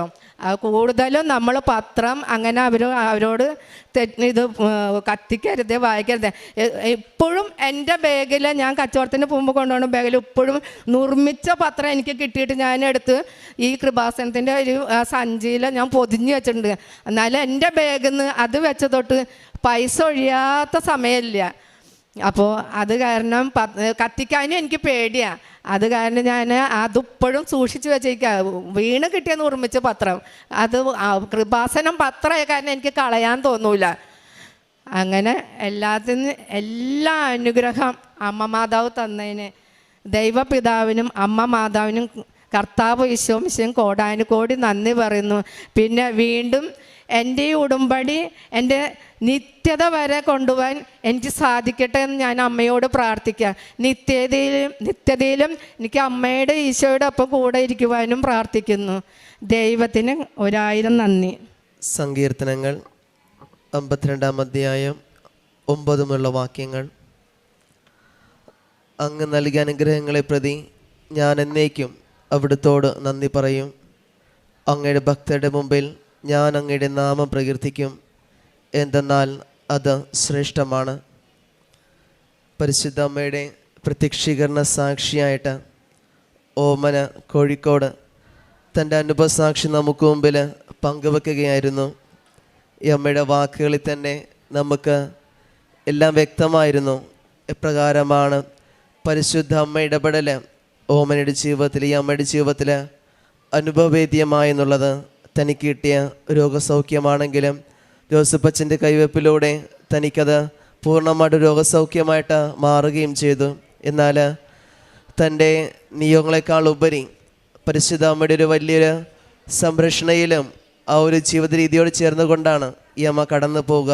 കാരണം വാക്കുകളിൽ ഒരമ്മയുടെ സ്നേഹവും വാത്സല്യം എന്നോണമാണ് ഈ അമ്മയുടെ ജീവിതത്തിൽ പരിശുദ്ധ അമ്മയുടെ ഇടപെടൽ ഉണ്ടാവുകയൊക്കെ ചെയ്യുന്നത്. കാരണം തൻ്റെ കാരുണ്യ പ്രവൃത്തികളിലും പ്രേക്ഷിത പ്രവർത്തനങ്ങളിലും വലിയൊരു സാക്ഷിയായിട്ട് മാറുകയാണ് ഈ അമ്മ. കാരണം പരിശുദ്ധ അമ്മയെ എത്രമാത്രം സ്നേഹിക്കാമെന്നും താൻ എഴുന്നേൽക്കുമ്പോൾ വചനം കേട്ടുകൊണ്ടും കിടക്കുമ്പോഴും വചനം കേട്ടുകൊണ്ടാണ് പോകുന്നു പറയുമ്പോഴും. കാരണം ഈ അമ്മയുടെ ഒരു കാര്യപ്രകാരം പറഞ്ഞു വെക്കുന്നുണ്ട്, 2 GB ഈ നെറ്റ് 2 മണിക്കൂർ കാണേണ്ട അച്ഛൻ്റെ ധ്യാനങ്ങൾ 4 മണിക്കൂർ കൊണ്ടാണ് കണ്ടു തീർക്കുന്നത്. കാരണം അത്രമാത്രം പ്രാർത്ഥനയും പരിശുദ്ധ അമ്മയോടുള്ളൊരു സ്നേഹം തന്നെയാണ് ഈ അമ്മയെ താനക്ക് മുമ്പിൽ സാക്ഷിയായിട്ട് നിർത്താനായിട്ട് പരിശുദ്ധം അനുഗ്രഹിക്കുക ചെയ്തത്. ഇനിയും മുമ്പോട്ടുള്ള ജീവിതത്തിൽ ഈ അമ്മയ്ക്ക് ചുറ്റുമുള്ളവരിലേക്ക് ഒരു അമ്മയുടെ വാത്സല്യം പകർന്നു കൊടുക്കുവാനും അതോടൊപ്പം അത് അനുഭവിക്കുവാനും ഇനിയും പരിശുദ്ധ അമ്മ ഈ അമ്മ അനുഗ്രഹിക്കട്ടെ നമുക്ക് പ്രാർത്ഥിക്കാം. ഒപ്പം നമ്മുടെ ഓരോരുത്തരുടെ നിയോഗങ്ങളെയും ആവശ്യങ്ങളെയും പരിശുദ്ധ മാതാവിനെ സമർപ്പിച്ചുകൊണ്ട് നമ്മളെ തന്നെ വീണ്ടും പരിശുദ്ധമായ പ്രത്യക്ഷ സാക്ഷികളായി. ദൈവനാമത്തിന് മഹത്വം. എൻ്റെ പേര് പ്രീതി. ഞാൻ തൃശ്ശൂർ ജില്ലയിലെ കല്ലൂർ എന്ന സ്ഥലത്തുനിന്ന് വരികയാണ്. ഞാനൊരു സെൻട്രൽ ഗവൺമെൻറ് സ്കൂൾ ടീച്ചറാണ്. ഞാനിവിടെ കൃപാസനത്തെക്കുറിച്ച് അറിയുന്നത് തന്നെ യൂട്യൂബിൽ നിന്നാണ്. യൂട്യൂബിൽ ഒരു ദിവസം എനിക്ക് ഭയങ്കര കാലുവേദനയായിരുന്നു. ആ സമയത്ത് ഇങ്ങനെ വൈകിട്ട് ഇങ്ങനെ വിഷമിച്ച് കിടക്കുന്ന സമയത്ത് ഞാനിങ്ങനെ യൂട്യൂബ് റീൽസ് കാണുന്നതിൻ്റെ ഇടയിൽ കൂടെ ഞാൻ ഒരു കൃപാസനത്തിൻ്റെ ഒരു സാക്ഷ്യം കയറി വന്നു. അതിൽ അവർ ഒരു സ്ത്രീ ഇവിടെ നിന്നിട്ട് ഉപ്പിട്ട് പ്രാർത്ഥിച്ചപ്പോൾ കുഴൽക്കിണർ, വെള്ളമില്ലാത്ത കുഴൽക്കിണറിൽ വെള്ളം കണ്ടു എന്നൊക്കെ ഉള്ളൊരു സാക്ഷിയാണ് ഞാൻ കേട്ടത്. അപ്പോൾ എനിക്ക് കുറച്ച് ഇൻട്രസ്റ്റിംഗ് ആയിട്ട് തോന്നി. അപ്പോൾ ഞാൻ കുറച്ചുകൂടെ അതിനെക്കുറിച്ച് സെർച്ച് ചെയ്തു. അങ്ങനെ ഞാൻ തോന്നി, ഇത് ഇത്ര ദൂരമാണ്, എനിക്കിനി വരാനൊന്നും പറ്റില്ല, കാരണം ഞാൻ നാട്ടിലില്ല, അപ്പോൾ എന്നെക്കൊണ്ട് സാധ്യമല്ല എന്നാണ് ഞാൻ കരുതിയത്. അങ്ങനെ ഒരു ദിവസം എനിക്ക് ഈ വഴിക്ക് എൻ്റെ സിസ്റ്ററിൻ്റെ വീടുണ്ട് തൊടുപുഴ, അങ്ങോട്ട് പോകുന്ന വഴിക്ക് ഞാൻ ഈ പള്ളി കണ്ടു. അപ്പോൾ ഇപ്പോഴും എനിക്ക് മനസ്സിലായില്ല. അപ്പോൾ ഞാൻ വെച്ചു ഈ ചിത്രം ഞാൻ എവിടെയോ കണ്ടിട്ടുണ്ട് എന്നാണ് എനിക്ക് ഓർമ്മ വന്നത്. അപ്പോഴും എനിക്ക് ഇത് കൃപാസനം ഞാൻ യൂട്യൂബിൽ കണ്ട അതേ സ്ഥലമാണെന്നൊന്നും എനിക്ക് അറിയണ്ടായിരുന്നില്ല. അങ്ങനെ തിരിച്ചു വരുന്ന വഴിക്ക് ഞാനിവിടെ കയറി. അപ്പോൾ ഇവിടെ കയറി വന്നപ്പോൾ ഇവർ പറഞ്ഞു ഉടമ്പടിയുടെ സമയമാണ്, ലാസ്റ്റ് ഉടമ്പടി ഇപ്പോൾ നടക്കുകയാണ്, താല്പര്യമുണ്ടെങ്കിൽ കയറിക്കൊള്ളാൻ പറഞ്ഞു. പക്ഷേ എനിക്ക് ഉടമ്പടി എന്താണെന്നൊന്നും അറിയണ്ടായിരുന്നില്ല. അങ്ങനെ ഞാൻ ഉടമ്പടി എടുക്കാതെ ഇവിടെ വന്ന് പ്രാർത്ഥിച്ച് തിരിച്ചു പോവുകയാണ് ചെയ്തത്. പിന്നീട് 1 വർഷത്തിന് ശേഷം വീണ്ടും അടുത്ത ലീവിന് വന്നപ്പോഴാണ് എനിക്ക് കൃപാസനത്തിൽ വരാനുള്ള വീണ്ടും ഞാൻ വന്നത്. ആ സമയത്ത് അതിന് വരുന്നതിന് മുന്നേ തന്നെ എന്താണ് ഉടമ്പടി എന്ന് കൂടുതൽ സാക്ഷ്യങ്ങൾ വഴിയും പിന്നീട് ഇവിടെയുള്ള വെബ്സൈറ്റ്, കൃപാസനത്തിൻ്റെ വെബ്സൈറ്റ് നോക്കിയൊക്കെ ഞാൻ നോക്കി വെച്ചു. അങ്ങനെയാണ് ഞാൻ ഇതിനെക്കുറിച്ച് കൂടുതൽ അറിയുന്നത് തന്നെ. പിന്നീട് ഞാൻ ഇവിടെ വന്ന് ഉടമ്പടി എടുത്തു. എൻ്റെ ഉടമ്പടിയിലുള്ള എൻ്റെ ആദ്യത്തെ നിയോഗം എന്ന് പറയണത്, എനിക്ക് നാട്ടിലേക്കൊരു ട്രാൻസ്ഫർ വേണം. ഞാൻ കുറേ വർഷങ്ങളായിട്ട് തന്നെ, ഏകദേശം 17 വർഷത്തോളമായിട്ട് ഞാൻ അന്യനാടുകളിൽ, അതായത് കേരളത്തിന് പുറത്ത് തമിഴ്നാട് വരെ വന്ന് വർക്ക് ചെയ്തിട്ടും എനിക്ക് കേരളത്തിലേക്ക് ഇതുവരെ ട്രാൻസ്ഫർ കിട്ടിയിട്ടുണ്ടായിരുന്നില്ല. അപ്പം ഞാൻ ഒത്തിരി വിഷമിച്ചിരിക്കുകയായിരുന്നു. കാരണം ഞാനും മക്കളും ഒറ്റയ്ക്കാണ് അന്യനാട്ടിൽ. ഇവർക്ക് എന്തെങ്കിലും ഒരു അസുഖം വന്നു കഴിഞ്ഞാൽ ഞാൻ കഷ്ടപ്പെടുകയാണ്, ഓടുകയാണ് കിടന്നിട്ട്. എനിക്ക് സ്കൂളിലത്തെ കാര്യങ്ങൾ, അതുപോലെ തന്നെ മക്കളുടെ കാര്യങ്ങളെല്ലാം കൂടി ഞാൻ ഒറ്റയ്ക്ക് ഹാൻഡിൽ ചെയ്യണം. ഹസ്ബൻഡിന് വരാൻ പറ്റുന്നൊരവസ്ഥയായിരുന്നില്ല, കാരണം ഹസ്ബൻഡ് അച്ഛനും അമ്മയും വയ്യാതിരിക്കുന്നവരാണ്. അപ്പോൾ അങ്ങനെ ഇട്ട് വരാൻ പറ്റാത്ത അവസ്ഥയിലാണ് ഞാൻ ഇവിടെ വന്ന് ഉടമ്പടി എടുത്ത് എനിക്ക് ട്രാൻസ്ഫർ വേണം എന്നുള്ള രീതിയിൽ ഞാൻ പ്രാർത്ഥിച്ചത്. ആ ഉടമ്പടിയിൽ എൻ്റെ ആദ്യത്തെയും ഏറ്റവും പ്രധാനമായിട്ടുള്ള നിയോഗവും എനിക്ക് ട്രാൻസ്ഫർ വേണം തന്നെയായിരുന്നു. അങ്ങനെ പിന്നത്തെ വർഷം ഒഴിവില്ലാതിരുന്നിട്ട് കൂടിയും എൻ്റെ ഹസ്ബൻഡിൻ്റെ വീടിൻ്റെ അടുത്തുള്ള സ്കൂളിൽ തന്നെ എനിക്ക് മാതാവ് ട്രാൻസ്ഫർ തന്ന് എന്നെ അനുഗ്രഹിച്ചു. എനിക്കതിൽ ഒത്തിരി സന്തോഷമുണ്ട്. കാരണം ഒരിക്കലും ഒരു ട്രാൻസ്ഫർ, അവിടെ ഒരു വേക്കൻസി ഇല്ല. ആ വേക്കൻസി ഇല്ലാഞ്ഞിട്ട് കൂടി എനിക്ക് അവിടേക്ക് എനിക്ക് ട്രാൻസ്ഫർ തന്നു. അവിടെ ഉണ്ടായിരുന്നൊരു ടീച്ചറിനെ വേറൊരു, അതായത് ട്രിവാൻഡ്രത്തേക്ക്, ശരിക്കും അവർ ട്രാൻസ്ഫർ ഇല്ലെങ്കിൽ ഞാൻ വന്നു കഴിഞ്ഞാൽ ആ ടീച്ചറിനെ പുറത്തേക്ക് വിടണം, അങ്ങനെയാണ് നിയമം. പക്ഷേ ആ ടീച്ചറിനെ അവിടെ തന്നെ നിർത്തി. 1 മാസത്തിന് ശേഷം ട്രിവാൻഡ്രത്തുള്ള വേറൊരു സ്കൂളിലത്തെ സാറ് റിട്ടയർ ആവുമെന്നുള്ള പ്രതീക്ഷയിൽ തന്നെ ആ ഡേറ്റിന് വേണ്ടിയിട്ട് അവരെ ഇവിടെ നിർത്തി. പിന്നീട് അവർക്ക് അവിടെ പോസ്റ്റിംഗ് കൊടുക്കുകയാണ് ചെയ്തത്. അപ്പോൾ അത്രയും അത്ഭുതകരമായ രീതിയിൽ തന്നെ എനിക്ക് ഈ ട്രാൻസ്ഫർ കിട്ടി. കുറേ വർഷങ്ങൾക്ക് ശേഷമാണ് ഞാൻ നാട്ടിലെത്തിയത്. ഇപ്പോഴും എനിക്കത് അത്ര വിശ്വസിക്കാൻ പറ്റുന്നില്ല. ഇത് കേരളമാണ്, ഞാൻ കാണുന്ന ചുറ്റും മലയാളം തന്നെയാണ്. ഓരോ ബോർഡ് കാണുമ്പോഴും ഞാൻ അത്രയും അത്ഭുതത്തോടെയാണ് നോക്കുന്നത്. കാരണം വർഷങ്ങളായിട്ട് നമ്മൾ അന്യനാട്ടിൽ കിടക്കുമ്പോഴൊരു വിഷമം എന്ന് പറഞ്ഞു കഴിഞ്ഞാൽ ആരും സഹായത്തിനില്ലാതെ, എത്രയൊക്കെ പൈസ ഉണ്ടെങ്കിലും എന്തൊക്കെ ഉണ്ടെങ്കിലും നമുക്ക് നമ്മുടെ ആളുകളുടെ കൂടെ താമസിക്കുക, നമ്മുടെ വീട്ടുകാരുടെ കൂടെ താമസിക്കുക പറഞ്ഞത് സംതിങ് നമുക്ക് ശരിക്കൊരു ബ്ലെസ്സിങ് തന്നെയാണ്. അപ്പോൾ ഞാനിപ്പോൾ ആ ഒരു ബ്ലെസ്സിങ് എനിക്ക് കിട്ടിയിരിക്കുന്നത് ഇവിടെ വന്നതിന് ശേഷമാണ്. അപ്പോൾ അതിന് മാതാവിനോട് ഒത്തിരി നന്ദി പറയുന്നു. രണ്ടാമത്തെ നിയോഗം ഞാൻ വെച്ചിട്ടുണ്ടായിരുന്നത് എൻ്റെ മകന് വേണ്ടിയാണ്. അവൻ പഠിക്കാൻ ഒരല്പം മോശം തന്നെയായിരുന്നു. എന്നുവെച്ചാൽ മാർക്കൊന്നും അത്ര നന്നായിട്ടൊന്നും കിട്ടിയിട്ടുണ്ട്, പാസ്സാകും, ജസ്റ്റ് പാസ്, മാത്സൊക്കെ നല്ല വീക്കാണ്. അപ്പോൾ അങ്ങനെയൊക്കെ ആയിരുന്നു. CBSE അപ്പോൾ 10th എക്സാം, ബോർഡ് എക്സാമിൻ്റെ സമയത്ത് ഞാൻ ഇവിടെ വന്നു, അച്ഛൻ്റെ അനുഗ്രഹമൊക്കെ വാങ്ങി. പിന്നെ എക്സാമിന് പോകുമ്പോൾ മകന് ഉപ്പും ഇവിടെ ഉടമ്പടി തൈലമൊക്കെ കൊടുത്തയക്കും. പിന്നെ കാശ് രൂപമൊക്കെ വെച്ചിട്ടാണ് അവൻ പ്രാർത്ഥിക്കാറ്. ഞങ്ങൾ അങ്ങനെ ഇവൻ ഓരോ എക്സാമിനും ഉപ്പിട്ട് പ്രാർത്ഥിച്ച് വിശ്വാസ പ്രമാണം ചൊല്ലി പ്രാർത്ഥിച്ചിട്ടാണ് പരീക്ഷ എഴുതിയത്. അങ്ങനെ മകന് 10th CBSE ബോർഡ് എക്സാമിൽ 93%, 92.8% മാർക്ക് നൽകി അവനെ മാതാവ് അനുഗ്രഹിച്ചു. അതും അവനെ സംബന്ധിച്ചും എന്നെ സംബന്ധിച്ചും വലിയൊരു വിജയം തന്നെയാണ്. കാരണം ഒരിക്കലും 60% എബവ് പോവാത്തൊരു കുട്ടിയാണ് ഇന്ന് 92.8% നിൽക്കുന്നത്. അപ്പോൾ സംതിങ് ഗ്രേറ്റ് ആണ്. അതും എനിക്ക് ഒത്തിരി എനിക്ക് ഉറപ്പാണ്, 100% ഉറപ്പാണ് അതെനിക്ക് പോസിബിൾ ആയത് ഞാൻ ഇവിടെ വന്നതുകൊണ്ട് മാത്രം. അതും മാതാവിൻ്റെ അനുഗ്രഹം ഉള്ളത് കൊണ്ട് മാത്രം. കാരണം ഇത്രയും അധികം വർഷങ്ങൾ ഞാൻ മുന്നുള്ള പരീക്ഷകളിലൊന്നും ഇങ്ങനെയൊന്നും സംഭവിച്ചിട്ടില്ല. അപ്പോൾ ഈ എക്സാമിന് എനിക്ക് കിട്ടിയത് മാതാവിൻ്റെ അനുഗ്രഹമാണെന്ന് ഞാൻ ഒന്നുകൂടെ എടുത്തു പറയുകയാണ്. അതിന് മാതാവിനോട് ഒത്തിരി നന്ദി പറയുന്നു. പിന്നെ ഉടമ്പടി നിയോഗങ്ങളായിട്ട് ഞാൻ അധികമൊന്നും വെച്ചിട്ടുണ്ടായിരുന്നില്ല. എനിക്ക് 2 ആഗ്രഹങ്ങളേ ഉണ്ടായുള്ളൂ. മകന് നല്ല മാർക്ക് വാങ്ങണം, എനിക്ക് നാട്ടിലേക്ക് എങ്ങനെയെങ്കിലും എത്തിപ്പെടണം. ഇത് മാത്രമേ എൻ്റെ ആഗ്രഹങ്ങൾ ഉണ്ടായിരുന്നുള്ളൂ. പിന്നീട് ഞാൻ വെച്ചിരുന്ന നിയോഗങ്ങളെല്ലാം മറ്റുള്ളവർക്ക് വേണ്ടിയിട്ടായിരുന്നു. ആദ്യത്തെ തവണ വരികയാണെങ്കിൽ എനിക്കത് അറിയില്ല വെച്ചാലും എൻ്റെ ഒരേ ആവശ്യം 2 ആവശ്യം ഉണ്ടായിരുന്നു, ഇത് 2 മാത്രമാണ്. പിന്നീടുള്ളതൊക്കെ ഞാൻ മറ്റുള്ളവർക്ക് വേണ്ടിയാണ് വെച്ചിട്ടുണ്ടായിരുന്നത്. എൻ്റെ കൂടെയുള്ള ഫ്രണ്ടിന് വേണ്ടിയിട്ട് ഞാൻ വെച്ചിട്ടുണ്ടായിരുന്നു. അവർക്ക് കുട്ടികളുണ്ടായിരുന്നില്ല. അപ്പോൾ കുറേ വർഷങ്ങളായിട്ടും കുട്ടികളില്ലാതെ വിഷമിച്ചിരുന്ന അവർ ഇവിടെ വന്ന് ഉടമ്പടി എടുത്തിട്ടുണ്ട്. അവർക്ക് കുട്ടികളായി, 2 കുട്ടികളായിട്ടുണ്ട്. അപ്പോൾ ഈ വർഷങ്ങളുടെ ഇടയിൽ പിന്നീട് ഒത്തിരി ഞാനിവിടെ ഉടമ്പടി എടുക്കാൻ വന്ന അന്ന് ഇവിടെ സൺഡേ ആയിരുന്നു, അതായത് December 31, 2024 അന്ന് ഇവിടെ ഉടമ്പടി ധ്യാനം നടക്കുകയായിരുന്നു. ആ ധ്യാനത്തിൽ ഇവിടെ നടന്നുകൊണ്ടിരിക്കുമ്പോൾ ഞാനിവിടെ ഉടമ്പടി എടുക്കാൻ വന്നിരിക്കുന്നുണ്ട്, മുകളിൽ ക്ലാസ് അറ്റൻഡ് ചെയ്യായിരുന്നു. അത് അന്ന് രാവിലെ തുടങ്ങി എനിക്ക് കാലിന് പ്രത്യേകിച്ച് ഭയങ്കര വേദനയാണ്. എനിക്ക് നിൽക്കാനോ നടക്കാനോ ഒന്നും പറ്റുന്നില്ല. ഞാൻ ചിലപ്പോൾ രാത്രി വീട്ടിലെ പണികളെല്ലാം കഴിഞ്ഞ് സ്കൂളൊക്കെ കഴിഞ്ഞ് വന്ന് ചിലപ്പോൾ ഞാൻ കരയും. അതേമാതിരിയാണ് എനിക്ക് കാലുവേദനകൾ. ഒത്തിരി കരയും ഞാൻ, കാലിനൊക്കെ പിടിച്ചിട്ട് എന്തൊരു കഷ്ടമാണെന്നൊക്കെ പറഞ്ഞിട്ട് ഞാനിങ്ങനെ കരയാറുണ്ട്. ഭയങ്കര വിങ്ങുന്ന വേദനയാണ്. ഏകദേശം എല്ലാ ഓയിൻമെൻറ്റ് എന്തൊക്കെ കിട്ടിയോ അതൊക്കെ പുരട്ടി വെച്ചിട്ട് ലാസ്റ്റ് ഒരു 1 മണി 2 മണിയൊക്കെ കാലൊക്കെ പൊതിഞ്ഞ് വെച്ചിട്ടാണ് കിടക്കുക. 1 മണി 2 മണിയൊക്കെ ആകുമ്പോഴാണ് വേദന ഒന്ന് കുറഞ്ഞു വരുള്ളൂ. പിറ്റേ ദിവസം രാവിലെ എനിക്ക് നടക്കാൻ പറ്റില്ല.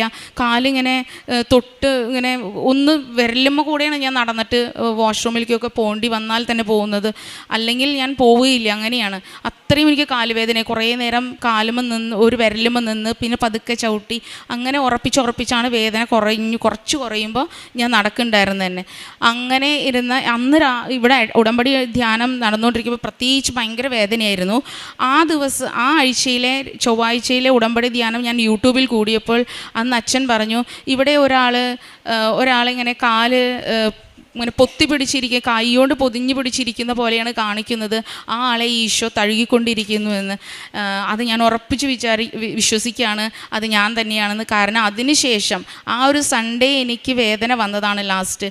പിന്നീട് എനിക്ക് ഇതുവരയ്ക്കും കാലിന് ഇപ്പോൾ 2026 ഇന്ന് ജൂലൈ 11 എന്നിട്ട് പോലും എനിക്കൊരു ഇതുവരയ്ക്കും കാലിനൊരു വേദന വന്നിട്ടില്ല. അത് മാതാവ് എനിക്ക് ഉടമ്പടി എടുത്തതിൻ്റെ ഭാഗമായിട്ട് ഞാനിവിടെ വന്നതിന് അതിൻ്റെ ഒരു അനുഗ്രഹം ആദ്യത്തെ ദിവസം തന്നെ എൻ്റെ ഏറ്റവും വലിയ അനുഗ്രഹമായിട്ട് ഞാൻ കരുതുന്നു. അടുത്തത് എനിക്ക് ഉടമ്പടി തൈലം വഴി ഒത്തിരി രോഗസൗഖ്യങ്ങൾ കിട്ടിയിട്ടുണ്ട്. പിന്നീട് എനിക്കുള്ളത് കഴുത്ത് വേദനയാണ്. ഞാൻ ഒരിക്കൽ വാഷ്റൂമിൽ മറിഞ്ഞു വീണിരുന്നു, വഴുക്കി വീഴുകയാണ് ചെയ്തത്. അങ്ങനെ എനിക്ക് ഈ കഴുത്തിൽ എൻ്റെ ഒരു നെർവ് ഡിസ്കിൻ്റെ ഇടയിൽ കുടുങ്ങിപ്പോയിട്ട് എന്നും നീർക്കെട്ടാണ്. ബാക്കിൽ കൂടെ നീര് വന്ന് ഭയങ്കരമായിട്ട് വേദന. പിന്നെ കുറേ കഴിയുമ്പോൾ നീർക്കെട്ട് ഇറങ്ങി ബാക്ക് പെയിനായി മാറും. ഇവിടെ വന്നിട്ട് നടുക്കിൽ വന്നിട്ട് ഭയങ്കര വേദനയായിരിക്കും. ഇപ്പോൾ എനിക്ക് അങ്ങനെയുള്ള വേദനകളൊന്നുമില്ല. എല്ലാം മാതാവ് എനിക്ക് മാറ്റി തന്നിരിക്കുന്നു. സർജറിയാണ് ഡോക്ടർമാർ പറഞ്ഞിരുന്നത്. അത് ഇപ്പോൾ വേണ്ട, പതുക്കെ ചെയ്യാമെന്നാണ് അവർ പറഞ്ഞിട്ടുണ്ടായിരുന്നത്. അത്രയും ബുദ്ധിമുട്ട് വരുന്ന സമയത്ത് നമുക്കത് സർജറി ചെയ്യാം, അത് ഇത്തിരി റിസ്ക് ഉള്ളതാണ്, അതുകൊണ്ട് ചെയ്യേണ്ട ആവശ്യം ഇപ്പം ചെയ്യേണ്ട, ഇങ്ങനെ പോട്ടെ എന്ന് പറഞ്ഞു. അത്യാവശ്യത്തിന് പെയിൻ കില്ലേഴ്സൊക്കെ എഴുതി തന്നിട്ടുണ്ട്. പക്ഷേ ഇതൊന്നും ചെയ്യാതെ തന്നെ എനിക്ക് മാതാവ് അതെല്ലാം മാറ്റി തന്നിട്ടുണ്ട്. അപ്പോൾ ഇത്രയും അനുഗ്രഹങ്ങൾ തന്ന മാതാവിന് ഒത്തിരി നന്ദി പറയുന്നു, ഈശോയ്ക്കും. പിന്നെ എൻ്റെ ആത്മീയ ജീവിതം എന്ന് പറഞ്ഞു കഴിഞ്ഞാൽ ശരിക്കും ഞാൻ ഒരു നല്ല മനുഷ്യനായത് തന്നെ എങ്ങനെ മറ്റുള്ളവരെ സഹായിക്കണം അതിൻ്റെ പൂർണ്ണമായ അർത്ഥം മനസ്സിലാക്കിയത് ഉടമ്പടി എത്തിയതിന് ശേഷമാണ്. അതായത് അതിന് മുന്നേ ഞാൻ ആരെങ്കിലും കാണുമ്പോൾ ചിലപ്പോൾ തോന്നിയാൽ എന്തെങ്കിലും ഒരു ഒരു 5 രൂപ അല്ലെങ്കിൽ 10 രൂപ ഇത്രയൊക്കെ കൊടുത്ത് സഹായിക്കാൻ തോന്നിയാൽ മാത്രം, അല്ലെങ്കിൽ ഞാൻ അങ്ങനെ ചെയ്യാറൊന്നും ഉണ്ടായിരുന്നില്ല. ഇന്ന് അങ്ങനെയല്ല, കഷ്ടപ്പെടുന്ന ഓരോരുത്തരെയും മുന്നിൽ കണ്ടാൽ എനിക്കത് മനസ്സിലാവും. ഞാൻ അവരെ എന്തെങ്കിലും രീതിയിൽ ഞാൻ സഹായിക്കാൻ ശ്രമിക്കാറുണ്ട്. ഒത്തിരി കാരുണ്യ പ്രവർത്തികൾ ചെയ്യാൻ ചെയ്യുന്നുണ്ട്. എന്നാൽ അത് പോരാ എന്ന് എനിക്കറിയാം. ഞാനിങ്ങനെ കീറ്റോ, യൂണിസെഫ് അങ്ങനെ വഴി എമൗണ്ട് ഡൊണേറ്റ് ചെയ്യുന്നുണ്ട്. എല്ലാ മാസവും ഇത്ര എമൗണ്ട് വീതം ഞാൻ ഡൊണേറ്റ് ചെയ്യും. അതുപോലെ തന്നെ ഒരു ഓൾഡ് ഏജ് ഹോമുണ്ട്. ഞാൻ വർക്ക് ചെയ്തിട്ടുണ്ടായിരുന്ന 17 വർഷമായിട്ട് ഓൾ ഇന്ത്യയിൽ വർക്ക് ചെയ്തിട്ടുണ്ടെച്ചാലും അതിലും കുറച്ച് കൂടുതൽ വർഷം നിന്നത്, ഒരു ഏകദേശം 4-4.5 വർഷത്തോളം ഞാൻ നിന്നത് ഒഡീഷയിലാണ്. അപ്പോൾ അതിന് മുന്നേ ബീഹാർ ആയിരുന്നു, പിന്നെ ഛത്തീസ്ഗഡ് ആയിരുന്നു, പിന്നെ മധ്യപ്രദേശിലായിരുന്നു, തമിഴ്നാട്ടിൽ വർക്ക് ചെയ്തിട്ടുണ്ട്. ഇങ്ങനെ കുറേ സ്ഥലങ്ങളിൽ വർക്ക് ചെയ്തതിൽ കുറച്ച് കൂടുതൽ കാലങ്ങൾ നിന്നത് ഒഡീഷയിലാണ്. ആ ഒഡീഷയിലൊരു ഓൾഡ് ഏജ് ഹോമിൽ ഞാൻ സ്ഥിരമായിട്ട് ഒരു മാസം ഇത്ര രൂപ എന്നുള്ള രീതിയിൽ ഞാൻ അവരെ സപ്പോർട്ട് ചെയ്യുന്നു. കാരണം ഗവൺമെൻറ് കൊടുക്കുന്ന ഒരു പൈസ അവർക്ക് മരുന്നിനോ ഭക്ഷണത്തിനോ തികയില്ല. അപ്പോൾ ഒരു കൃത്യമായൊരു ഫണ്ട് ഞാൻ അവർക്ക് വേണ്ടി എല്ലാ മാസവും ഇന്നും ഇപ്പോൾ ഇവിടെ വന്നിട്ടായാലും ഞാനത് ചെയ്യുന്നുണ്ട് മുടക്കാതെ. അതുകൂടാതെ SOS ചിൽഡ്രൻ വില്ലേജ് എന്നുള്ള ഒരു പദ്ധതിയുണ്ട് ഗവൺമെൻറ്. അതിലേക്കും ഞാൻ കുറച്ച് എല്ലാ മാസവും ഞാൻ പൈസ ഡൊണേറ്റ് ചെയ്യും, എന്നെക്കൊണ്ട് പറ്റാവുന്നത്. ഇതുകൂടാതെ ബാക്കി എന്തെങ്കിലും രോഗി സന്ദർശനം, അടുത്ത ആരെങ്കിലുമൊക്കെ വയ്യാതായിട്ടുണ്ടെങ്കിലോ, നമ്മുടെ റിലേറ്റീവ് ആവണമെന്നില്ല, ആരായാലും അവരെയൊക്കെ ഞാൻ ചെന്ന് കണ്ട് അവർക്ക് വേണ്ടിയിട്ടൊക്കെ സഹായങ്ങൾ ചെയ്തു കൊടുക്കും. പിന്നീട് ഞാൻ കാരുണ്യ പ്രവൃത്തി പറഞ്ഞ ഇതൊക്കെയാണ്. പ്രേക്ഷിത പ്രവർത്തനം എന്ന് പറഞ്ഞാൽ ഇവിടെ നിന്ന് കിട്ടുന്ന പത്രം ഞാൻ എല്ലാവർക്കും, അതായത് കൂടുതൽ ആവശ്യമുള്ളവർക്ക് മാത്രം, അതായത് കൂടുതലും ഞാൻ കൊടുക്കുന്നത് ഗവൺമെൻറ് ഹോസ്പിറ്റലുകളിലാണ്.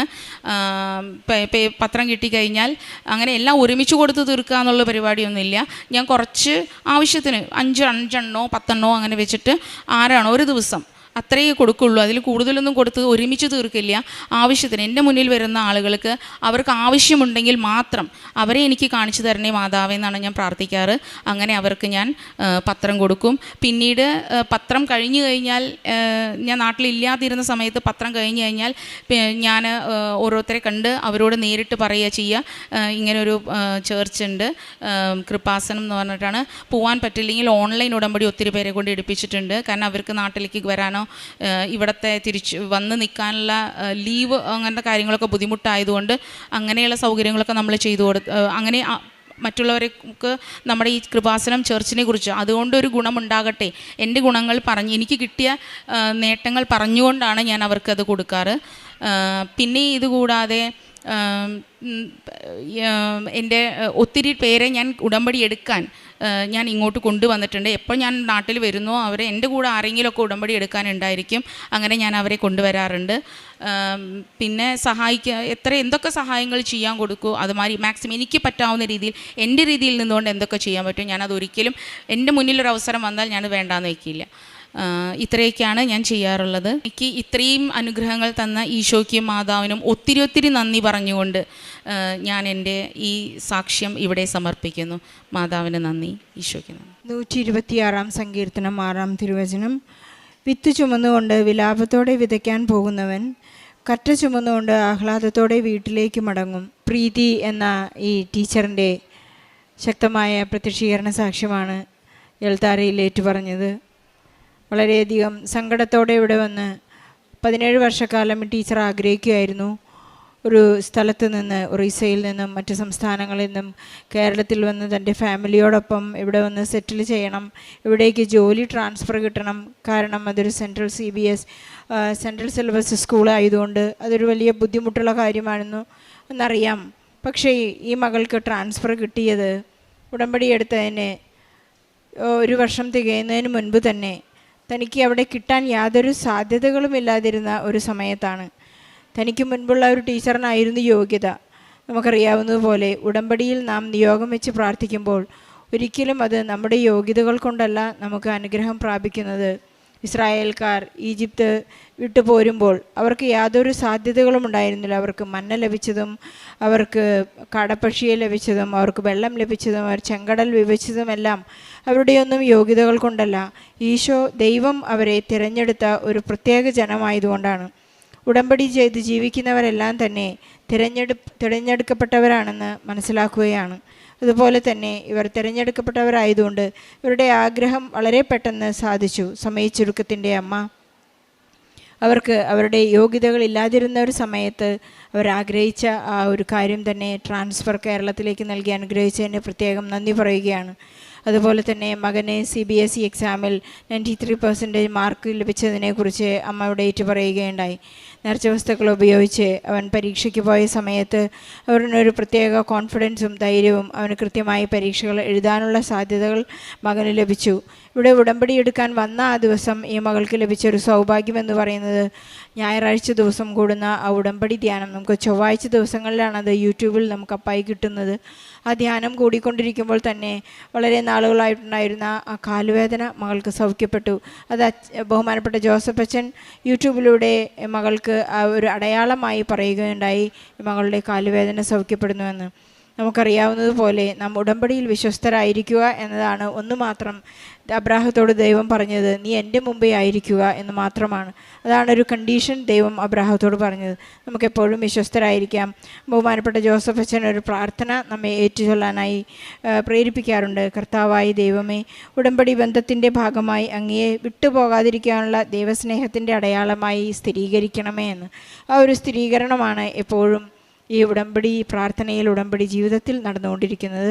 പ്രീതി ടീച്ചറിൻ്റെയും കുടുംബത്തിനും ലഭിച്ച എല്ലാ അനുഗ്രഹങ്ങൾക്കും നന്മകൾക്കും നല്ല വരുന്നത് ആഗസ്റ്റ് 13, 2025 ഞാൻ ആദ്യമായിട്ട് ഉടമ്പടി എടുക്കുന്നത്. ഞാൻ ജർമ്മൻ പഠിച്ചുകൊണ്ടിരിക്കുമായിരുന്നു. അപ്പോൾ ഞാൻ ജർമ്മൻ പരീക്ഷ എഴുതി. എനിക്ക് ഫസ്റ്റ് അറ്റംപ്റ്റിൽ തന്നെ പാസ്സാവാൻ സാധിച്ചില്ല. എനിക്ക് ഭയങ്കരമായിട്ട് വിഷമം വന്ന് എന്ത് ചെയ്യണമെന്ന് ആലോചിച്ചിട്ട് ഒരു ഐഡിയ ഇല്ലാണ്ടിരിക്കുകയായിരുന്നു. അപ്പം ഞാൻ എക്സാം എഴുതണ്ടെന്ന് തന്നെ വിചാരിച്ചു. അങ്ങനെ ഇരുന്നപ്പോൾ എനിക്ക് ബസ്സിൽ കടന്ന് കൃപാസന മാതാവിൻ്റെ ലോക്കറ്റ് കിട്ടി. അതിനുശേഷം എനിക്ക് കൃപാസന മാതാവിൻ്റെ കൊന്ത കിട്ടി. പിന്നെ എനിക്ക് പത്രങ്ങളൊക്കെ കിട്ടാൻ തുടങ്ങി. അപ്പോൾ എനിക്ക് തോന്നി ഇവിടെ വന്ന് പ്രാർത്ഥിക്കണം തോന്നി. അപ്പം ഞാൻ അമ്മയോടും അടുത്തുള്ളവരോടൊക്കെ കൃപാസന മാതാവിനെ കുറിച്ച് അന്വേഷിച്ച്, പള്ളി എവിടെയാണെന്ന് അന്വേഷിച്ച് എല്ലാം തിരക്കി ഞാൻ ഇവിടെ വന്ന് ഉടമ്പടി എടുത്ത്. അപ്പം ഞാൻ മാതാവിനോട് പ്രാർത്ഥിച്ച് എനിക്ക് ഇവിടുന്ന് പോണതിന് മുമ്പ് മാതാവിൻ്റെ കൂടെ ഉണ്ടാവണം എനിക്കൊരു തെളിവ് തന്നെ ഞാൻ മാതാവിനോട് പറഞ്ഞ്. അപ്പം ഞാൻ ഈ മാതാവിൻ്റെ ഇവിടെ തൊട്ട് പ്രാർത്ഥിച്ച് സഞ്ചാരി മാതാവല്ലേ എൻ്റെ കൂടെ വന്നം, എനിക്കൊരു തെളിവ് തന്നെന്ന് ഞാൻ പറഞ്ഞു. ഞാൻ B1 പാസ്സാവണമെന്നാണ് ഉടമ്പടിയിൽ എഴുതി വെച്ചത്. ഞാൻ ഇവിടുന്ന് പ്രാർത്ഥിച്ച് പോയി. ഞാൻ പോണ വഴിക്ക് എനിക്ക് ഭയങ്കരമായിട്ട് മുല്ലപ്പൂവിൻ്റെ മണം വന്ന്. ഞാൻ ചുറ്റിനും നോക്കി, എങ്ങും കണ്ടില്ല ഒന്നും. ഞാൻ പെട്ടെന്ന് കൈ കൊണ്ടിങ്ങനെ മൂക്കിലിങ്ങനെ പിടിച്ചപ്പോഴത്തേക്കും ഞാൻ മാതാവിൻ്റെ വലത് കൈയിലാണ് മാതാവിനെ തൊട്ട് ഞാൻ പ്രാർത്ഥിച്ചത്. അപ്പം എൻ്റെ ഈ കൈ നിറച്ച് ഭയങ്കരമായിട്ട് മുല്ലപ്പൂവിൻ്റെ മണം വന്ന്. അപ്പം എനിക്ക് ഉറപ്പായി എനിക്ക് എങ്ങനെയെങ്കിലും പാസ്സാവാൻ പറ്റുമെന്ന്. ഞാൻ പിന്നെ ഡേറ്റൊക്കെ എടുത്തിട്ടാണ് ഇവിടെ ഉടമ്പടി എടുത്തത്. എക്സാമിന് വേണ്ടി പ്രാക്ടീസ് ചെയ്ത് കുറേ പഠിച്ച്. അപ്പോൾ എക്സാം എഴുതാനായിട്ട് പോയി. ഇനി കോയമ്പത്തൂരാണ് ഡേറ്റ് കിട്ടിയത്. അപ്പോൾ എക്സാമിൻ്റെ ഡേറ്റ് കിട്ടാൻ ഭയങ്കര പാടുള്ള സമയമായിരുന്നു. പക്ഷേ എനിക്ക് ഡേറ്റ് കിട്ടി. ഞാൻ എക്സാമിന് വന്ന് കാശ് രൂപം കൊണ്ട് എക്സാമിന് കയറിയത്. അപ്പോൾ എക്സാമിന് കയറുന്നതിന് മുമ്പ് ഞാൻ അവിടെ ഒപ്പിട്ട് പ്രാർത്ഥിച്ച്. അത് 2ാമത്തെ വട്ടം ഇവിടെ വരുന്നത്. എനിക്ക് ഇനി ഒരു വട്ടം കൂടെ എക്സാം എഴുതാൻ വരേണ്ട അവസ്ഥ വരുത്തരുത്, എനിക്ക് പാസ്സാവണമെന്ന് ഞാൻ പ്രാർത്ഥിച്ച്. ഞാൻ എക്സാമൊക്കെ എഴുതി പോയി. പക്ഷേ എക്സാം കുഴപ്പമില്ലായിരുന്നു. എന്നാലും എന്നെക്കൊണ്ടാവത്തില്ല, മാതാവിനെ സഹായിക്കണം തന്നെ അപ്പോഴും ഞാൻ പറഞ്ഞത്. സ്പീക്കിംഗ് ഒക്കെ ആണെങ്കിൽ എനിക്ക് കുറച്ച് ബുദ്ധിമുട്ടുണ്ടായിരുന്നു. പക്ഷേ എനിക്കന്ന് മാതാവ് ഇടപെട്ട് എനിക്ക് ഒത്തിരി നന്നായി തന്നെ സ്പീക്ക് ചെയ്യാനായിട്ട് സാധിച്ചു. പിന്നെ ഞാൻ വീട്ടിൽ വന്ന് 1 മാസം കഴിയുമ്പോൾ നമുക്ക് എക്സാമിൻ്റെ റിസൾട്ട് വരുന്നത്. അപ്പോൾ റിസൾട്ട് വരുന്നതിന് 2 ദിവസം മുമ്പ് പ്രാർത്ഥിച്ചുകൊണ്ടിരുന്നപ്പോൾ പെട്ടെന്ന് എൻ്റെ നീലത്തിരിയിൽ മാതാവ് ഇരിക്കുന്ന രൂപം എനിക്ക് കിട്ടി. അപ്പം എനിക്ക് മനസ്സിലായ മാതാവ് എങ്ങനെയെങ്കിലും എന്നെ പാസ്സാകാതിരിക്കത്തില്ല എന്ന്. പക്ഷെ ഉള്ളിൽ പേടിയുണ്ട്, എന്നാൽ മാതാവ് രക്ഷിക്കുമെന്ന് പറയാം. അപ്പം ഞാൻ മാതാവിനോട് പറഞ്ഞു, ഞാൻ റിസൾട്ട് എന്താണെങ്കിലും ഞാൻ തന്നെ തുറന്നു നോക്കത്തില്ല, ഇവിടെ വന്ന് മാതാവിനെ ഞാൻ ആദ്യം കാണിക്കുള്ളൂ എന്ന് പറഞ്ഞു. റിസൾട്ട് വന്ന് വീട്ടുകാരോടും ഒന്നും പറഞ്ഞില്ല. ഞാൻ പറഞ്ഞു സാധനം കിട്ടിയിട്ടുണ്ട്, ഞാൻ പള്ളിയിൽ പോയി മാതാവിനെ കണ്ട് പറഞ്ഞിട്ട് വരാമെന്ന് പറഞ്ഞു. ഞാൻ ഇവിടെ വന്നു. അപ്പം നോക്കിയപ്പോൾ എനിക്ക് നല്ല മാർക്കുണ്ടായിരുന്നു. അത്രയും മാർക്കൊന്നും എനിക്ക് ഒരിക്കലും കിട്ടത്തില്ല. മാതാവിൻ്റെ ഇടപെടലോട് മാത്രമാണ് എനിക്ക് അത്രയും മാർക്ക് കിട്ടിയത്. ജസ്റ്റ് പാസ് മാർക്കിന് പകരം സാറ്റിസ്ഫാക്ടറി എന്ന് പറഞ്ഞിട്ടുണ്ട്. ആ ഒരു ഇതിലാണ് എനിക്ക് പാസ്സാകാൻ സാധിച്ചത്. ആദ്യത്തെ ഉടമ്പടി തന്നെ എനിക്ക് മാതാവിൻ്റെ വിശുദ്ധ വസ്തുവായിട്ടുള്ള മെഴുകുതിരി കയ്യിൽ പിടിക്കാനായിട്ട് പറ്റി. പിന്നെ ഞാൻ മാതാവിനോട് പ്രാർത്ഥിച്ച് എനിക്ക് പോകാനുള്ള കാര്യങ്ങളൊക്കെ എത്രയും വേഗം റെഡിയാക്കി തന്നെന്ന് പറഞ്ഞു. പിന്നെ എൻ്റെ പഠിക്കണ സ്ഥലത്ത് കുറച്ച് പ്രശ്നങ്ങളൊക്കെ ആയി. ഞാൻ പഠിക്കാൻ പോകുമായിരുന്ന വിഷയം എനിക്ക് എടുക്കാൻ പറ്റാണ്ടായി. എന്ത് ചെയ്യണമെന്ന് അറിയാണ്ടിരുന്നപ്പോൾ ഞാൻ എൻ്റെ ഫ്രണ്ട് ജർമ്മനിലുണ്ട്, അവനോട് കാര്യങ്ങളൊക്കെ പറഞ്ഞ് അവൻ അവിടുത്തെ വലിയൊരാളോട് സംസാരിച്ച് പെട്ടെന്ന് എനിക്കൊരു ദിവസം വാട്സപ്പിൽ മെസ്സേജ് വന്ന് ഞാൻ ജർമ്മനിയിൽ നിന്നാണ്, എനിക്ക് നിൻ്റെ ഡീറ്റെയിൽസ് കിട്ടി, പെട്ടെന്ന് നിൻ്റെ സർട്ടിഫിക്കറ്റും കാര്യങ്ങളൊക്കെ എനിക്ക് അയച്ചു തരാനായിട്ട് പറഞ്ഞ് ഞാൻ അവർക്ക് എൻ്റെ ഡീറ്റെയിൽസും കാര്യങ്ങളൊക്കെ അയച്ചു ചെയ്ത് കൊടുത്തു. അപ്പോൾ അവരെനിക്ക് പറഞ്ഞ് നിനക്ക് 2 ദിവസത്തിനുള്ളിൽ ഞാനൊരു ഇൻ്റർവ്യൂ തരാം, നീ അതിന് വേണ്ടി പ്രിപ്പയർ ആവാൻ പറഞ്ഞു. പെട്ടെന്ന് ആയതുകൊണ്ട് എനിക്ക് ടെൻഷനായിരുന്നു. പക്ഷേ എപ്പോഴും ഞാൻ മാതാവിൻ്റെ കാശുരൂപം പിടിച്ചിട്ട് ഞാൻ മാതാവിനോട് പറയും എനിക്ക് അറിയില്ല, എന്താണെന്ന് വെച്ചാൽ എനിക്ക് ചെയ്തു തന്നെ, എനിക്ക് വേണ്ടി സംസാരിക്കണം എന്ന് പറഞ്ഞു. പക്ഷെ എനിക്ക് ജർമ്മൻ അധികം സംസാരിക്കാൻ പറ്റാത്തതുകൊണ്ട് അവരെന്ന് പറഞ്ഞാൽ ഭയങ്കരമായിട്ട് ദേഷ്യപ്പെടുന്ന ഒരു വ്യക്തിയായിരുന്നു. പക്ഷെ അന്ന് എന്നോട് സമാധാനമായിട്ട് സംസാരിച്ച് എന്നോട് അവർ പറഞ്ഞ്, ജർമ്മനിലുള്ളൊരു മേഡം തന്നെ എന്നോട് പറഞ്ഞ് നിനക്ക് ഞാൻ സ്പെഷ്യൽ ക്ലാസ് തരാം, നീ അത് അറ്റൻഡ് ചെയ്യ്, നിനക്ക് സാധിക്കും എന്നൊക്കെ പറഞ്ഞു. പിന്നെ എനിക്ക് ക്ലാസ്സുകൾ വെച്ചു, ഞാൻ അവരുടെ എല്ലാ ക്ലാസ്സും അറ്റൻഡ് ചെയ്തു. എനിക്ക് മെയിൻ ഇൻ്റർവ്യൂവിൻ്റെ ഡേറ്റ് വന്നു, ഞാൻ അതിന് വേണ്ടിയിട്ട് പ്രിപ്പയർ ചെയ്തു. കുറേ അധികം ക്വസ്റ്റ്യൻസ് എനിക്ക് അവർ തന്നു, എല്ലാം പഠിച്ചു. പക്ഷേ എന്നാലും എനിക്ക് മറവിയുടെ പ്രശ്നമുണ്ട്, ഏതൊക്കെ വരും എന്നുള്ള പ്രശ്നമുണ്ട്. ഒത്തിരി പ്രശ്നങ്ങൾ വന്നപ്പോൾ ഞാൻ മാതാവിനോട് പറഞ്ഞു എനിക്കറിയില്ല ഏത് ക്വസ്റ്റ്യൻ വരും, ഇതിലേതൊക്കെ ഞാൻ ഓർത്തിരിക്കും, ഒന്നും എനിക്കറിയില്ല എന്ന് പറഞ്ഞു. ആ ഇൻ്റർവ്യൂവിൻ്റെ ഒരു 5 മിനിറ്റ് മുമ്പ് ഞാൻ എൻ്റെ ഫ്രണ്ടിനോട് പറഞ്ഞു ഏതൊക്കെ ക്വസ്റ്റ്യൻ പഠിക്കണം എന്ന് എനിക്കറിയില്ല, എന്ത് ചെയ്യും ഞാൻ ചോദിച്ച്. അപ്പം ഞാൻ അവനോട് ഇങ്ങനെ ചോദിച്ചപ്പോൾ അവൻ എന്നോട് പറഞ്ഞ് ഒരു 3 ക്വസ്റ്റ്യൻ എനിക്ക് പറഞ്ഞു തന്നു, ഈ 3 ക്വസ്റ്റ്യൻ നീ പഠിച്ചോ, അത് ഉറപ്പായിട്ടും ചോദിക്കുമെന്ന് പറഞ്ഞു. ഞാനത് മാതാവ് എന്നോട് പറഞ്ഞായിട്ടുള്ള രീതിയിൽ ഞാൻ എടുത്ത് ഇൻ്റർവ്യൂവിന് കയറി എൻ്റെ പേരും കാര്യങ്ങളും ചോദിച്ചു. അത് കഴിഞ്ഞപ്പോൾ എന്നോട് അവൻ എന്ത് ക്വസ്റ്റ്യൻ അവിടെ പറഞ്ഞു, ആ 3 ക്വസ്റ്റ്യൻ മാത്രമേ എനിക്ക് ഇൻ്റർവ്യൂവിൽ ചോദിച്ചുള്ളൂ. എൻ്റെ അന്ന് വൈകിട്ട് തന്നെ എനിക്ക് അവർ മെസ്സേജ് അയച്ചു, നീ ഇൻ്റർവ്യൂവിൽ പാസ്സായിട്ടുണ്ട്, നന്നായിട്ടുണ്ട്, കാര്യങ്ങളൊക്കെ ഓക്കെയാണ്, വിസയുടെ കാര്യങ്ങളൊക്കെ എത്രയും വേഗം റെഡിയാക്കുവാണ് ഞങ്ങളെന്ന് പറഞ്ഞു. അപ്പോൾ ഇനിയിപ്പോൾ ഉടനെ പൈസ വേണം, നമ്മൾ ജർമ്മനിയിൽ പോകാൻ അത്യാവശ്യം നല്ല എമൗണ്ട് തന്നെ ആവും, പെട്ടെന്നായതുകൊണ്ട് അത്രയും പൈസ എടുക്കാൻ ഉണ്ടാവില്ല. ഉടനെ തന്നെ അവർ പറഞ്ഞു എമൗണ്ടൊക്കെ റെഡിയാക്കിക്കോന്ന്. അപ്പം ഞാൻ മാതാവിനോട് പ്രാർത്ഥിച്ചു, മാതാവേ അത്രയും പൈസ എനിക്ക് എടുക്കാൻ ഉണ്ടാവില്ല, എനിക്ക് അധികം പൈസയിൽ തന്നെ പോകാനായിട്ട് സാധിക്കണം എന്ന് പറഞ്ഞു. ഒരു ഏജൻസിയുടെ ഒന്നിൻ്റെയും ഇതില്ലാതെ തന്നെ മാതാവ് തന്നെ എല്ലാ കാര്യങ്ങളും ചെയ്തു തന്നു. വലിയ പൈസ ഇല്ലാണ്ട് എനിക്ക് ജർമ്മനി പോകാനായിട്ട് ഇപ്പോൾ സാധിച്ചു. കഴിഞ്ഞ ദിവസം എൻ്റെ വിസയ്ക്കുള്ള ഡേറ്റ് വന്നു. എനിക്ക് ഒറ്റയ്ക്കൊന്നും ചെയ്യാൻ പറ്റില്ല, കാരണം ഈ വിസയ്ക്ക് അപ്ലൈ ചെയ്യുന്നതൊക്കെ ഏജൻസി വഴിയാണ് എല്ലാവരും എല്ലാം ചെയ്യുന്നത്. പക്ഷേ എന്നോട് അവർ തന്നെ അപ്ലൈ ചെയ്യാൻ പറഞ്ഞു, കാരണം ഞാൻ ഏജൻസി വഴിയല്ല പോകണം, ജർമ്മനിലുള്ള ഒരു മേഡം വഴി ഡയറക്റ്റ് പോവുക. അപ്പോൾ എങ്ങനെ ചെയ്യണമെന്നൊന്നും എനിക്കറിയത്തില്ല. അപ്പം ഞാൻ മാതാവിനോട് പറഞ്ഞു ഓരോ ഓപ്ഷൻ വരുമ്പോൾ എനിക്ക് കറക്റ്റായിട്ട് ഇത് പറഞ്ഞു തരണമെന്ന് പറഞ്ഞു, അത് ഓരോന്ന് എനിക്ക് എടുത്ത് മനസ്സിലാക്കി തന്നെന്ന് പറഞ്ഞു. അതൊക്കെ ചെയ്ത് എനിക്ക് മാതാവ് ഒരുപാട് അനുഗ്രഹങ്ങൾ തന്നു. എൻ്റെ വിസയുടെ കാര്യങ്ങളൊക്കെ റെഡിയാക്കി എനിക്ക് ഡേറ്റ് കിട്ടി. ഞാൻ കൊച്ചിയിലായിരുന്നു എനിക്ക് ഡേറ്റ് കിട്ടിയത്, ഞാൻ അവിടെ പോയി കാര്യങ്ങളൊക്കെ ചെയ്തു. കഴിഞ്ഞ ദിവസം എൻ്റെ വിസ വന്ന് ഈ ആഗസ്റ്റ് 1 ഞാൻ ജർമ്മനിയിലേക്ക് പോവാണ്. മാതാവ് വഴി എനിക്ക് ഒത്തിരി അനുഗ്രഹങ്ങൾ കിട്ടി. അപ്പോൾ എനിക്ക് മാതാവ് വഴി മാത്രമേ എനിക്ക് ജർമ്മനി പോകാൻ സാധിച്ചത്. എനിക്ക് അല്ലാണ്ട് എൻ്റെ ഒരു കഴിവ് വെച്ചിട്ട് എനിക്ക് പോകാൻ പറ്റുമെന്ന് എനിക്ക് തോന്നുന്നില്ല, കാരണം എല്ലാ കാര്യത്തിലും പേടിച്ച് മാറി നിൽക്കുന്ന ആളാണ് ഞാൻ. പക്ഷെ മാതാവ് എന്നെ ഒത്തിരി സഹായിച്ചു. പിന്നെ എൻ്റെ അമ്മയ്ക്ക് ഷുഗറുള്ള ആളാണ്, അപ്പോൾ അമ്മയ്ക്ക് പെട്ടെന്ന് ഇങ്ങനെ മീൻ്റെ മുള്ളുണ്ട്, പിന്നെ പൊള്ളി കൈ ആകെ പഴുത്ത്. പക്ഷേ ഷുഗറൊക്കെ വന്നു കഴിഞ്ഞാൽ അത് ഉണങ്ങുക എന്ന് പറഞ്ഞാൽ ഭയങ്കര പാടുള്ള കാര്യമാണ്. പക്ഷെ കുഴപ്പമുണ്ടാവില്ലെന്ന് വിചാരിച്ചത്, പക്ഷേ പേടിയായിരുന്നു മാറുമോ ഇല്ലയെന്ന്. മാതാവിൻ്റെ ഉപ്പും തൈലവും തേച്ച് എല്ലാ ദിവസവും പ്രാർത്ഥിച്ച് മരുന്നുകളും ആ കൂടെ ഇതും ചെയ്ത് മാതാവ് വഴി തന്നെ എത്രയും വേഗം അത് ഉണങ്ങി കിട്ടി. ഇപ്പം അമ്മയ്ക്ക് വലിയ കുഴപ്പങ്ങളൊന്നുമില്ല. അന്നേരം ഷുഗർ കുറച്ച് കൂടുതലായിരുന്നു, ഇപ്പം ഷുഗർ കുറഞ്ഞ് ഇപ്പം എല്ലാ കാര്യങ്ങളും ഓക്കെ ആയി. എല്ലാം മാതാവ് വഴിയാണ്. ഒത്തിരി നന്ദിയുണ്ട്. ഇനിയും ഈ ഉടമ്പടി തന്നെ മുന്നോട്ട് പോകാൻ തന്നെയാണ് എൻ്റെ ആഗ്രഹം. ഇവിടുന്ന് ഞാൻ ജർമ്മനി പോയാലും അതിൽ മാറ്റം ഉണ്ടാവില്ല. മാതാവിനും തിരുക്കുമാരനും ഒരുപാട് നന്ദി. പിന്നെ ഞാൻ ഈ പഠിക്കുന്നതിൻ്റെ കൂട്ടത്തിൽ ഞാൻ ഓൺലൈനിലായിരുന്നു കുറച്ച് കാര്യങ്ങൾ പഠിച്ചുകൊണ്ടിരുന്നത്. അപ്പം ഞാൻ വീട്ടിൽ വെറുതെ ഇരിക്കുന്നതുകൊണ്ട് മാതാവിനോട് ഞാൻ പറഞ്ഞു എന്തായാലും ഞാൻ വെറുതെ ഇരിക്കുക, എനിക്ക് ഇതിൻ്റെ കൂട്ടത്തിൽ തന്നെ സൈഡായിട്ട് ചെറിയൊരു ജോലി എൻ്റെ വീടിനടുത്ത് തന്നെ എനിക്ക് കിട്ടണമെന്ന് പറഞ്ഞ് ഞാൻ പ്രാർത്ഥിച്ച് അങ്ങനെ എനിക്ക് അവിടെ തന്നെ ഒരു ഫിനാൻസിൽ കളക്ഷൻ സ്റ്റാഫായിട്ട് ജോലി കിട്ടി. അതിലൂടെ എനിക്ക് പ്രേക്ഷിത പ്രവർത്തികളൊക്കെ ചെയ്യാൻ സാധിച്ചു. എനിക്ക് പത്രം എങ്ങനെ കൊടുക്കണം, എവിടെ കൊണ്ട് കൊടുക്കണം, അങ്ങനെയുള്ള കാര്യങ്ങൾക്ക് ഭയങ്കര പേടിയായിരുന്നു. അപ്പം ഞാൻ മാതാവിനോട് പറഞ്ഞ് എനിക്ക് അതിനുകൂടി ഒരു വഴി കാണിച്ചു തന്നെന്ന്. അപ്പോൾ കളക്ഷന് എല്ലാവർക്കും ഓരോ റൂട്ടായിരിക്കും, പക്ഷേ എനിക്ക് മാത്രം 3 റൂട്ട് തന്ന് ആ 3 റൂട്ടുകളിൽ എല്ലായിടത്തും പോയി എനിക്ക് പത്രം കൊടുക്കാൻ സാധിച്ചു. പിന്നെ എന്നാലാവുന്ന വിധം ചെറിയ പൈസകൾ കൊടുത്ത് എൻ്റെ അടുക്കെ വന്ന് ചോദിച്ചവർക്ക് ഞാൻ സഹായിച്ചു. പിന്നെ ഭക്ഷണങ്ങൾ വാങ്ങിച്ചു കൊടുത്തു, വസ്ത്രങ്ങൾ കൊടുത്തു. ഒത്തിരി ഒന്നും ചെയ്തില്ല, എന്നാലും എന്നെ കൊണ്ടാവുന്ന വിധത്തിൽ ചെയ്യാനായിട്ട് മാതാവ് സഹായിച്ചു. ജെറമിയ പ്രവാചകന്റെ പുസ്തകം 32-ാം അധ്യായം 40 വാക്യങ്ങൾ. ഞാൻ അവരുമായി ശാശ്വതമായ ഉടമ്പടി ഉണ്ടാക്കും, അവർക്ക് നന്മ ചെയ്യുന്നതിൽ നിന്ന് ഞാൻ പിന്തിരിയുകയില്ല. അവർ എന്നിൽ നിന്ന് പിന്തിരിയാതിരിക്കാൻ എന്നോടുള്ള ഭക്തി ഞാൻ അവരുടെ ഹൃദയത്തിൽ നിക്ഷേപിക്കും. പരിശുദ്ധ അമ്മയുടെ പ്രത്യക്ഷീകരണ സാക്ഷിയായിട്ട് അഞ്ജന അശോക് തലയോലപ്പറമ്പ് തൻ്റെ അനുഭവ സാക്ഷ്യം നമുക്ക് മുമ്പിൽ വ്യക്തമാക്കുകയായിരുന്നു. ഈ മകളുടെ വാക്കുകളിൽ തന്നെ നമുക്കത് വ്യക്തമായിട്ട് മനസ്സിലാക്കുവാനായിട്ട് സാധിക്കുന്നുണ്ടായിരുന്നു. ഈ മകളുടെ സാക്ഷ്യം തനിക്ക് ജർമ്മനിയിലേക്ക് പോകുവാനുള്ള കാര്യങ്ങൾ റെഡിയാകുകയും അതോടൊപ്പം തന്നെ ജർമ്മൻ B1 പാസ്സാവുക എന്നുള്ളൊരു വലിയൊരു കടമ്പയായിട്ടാണ് മുമ്പോട്ട് പോയിക്കൊണ്ടിരുന്നത്.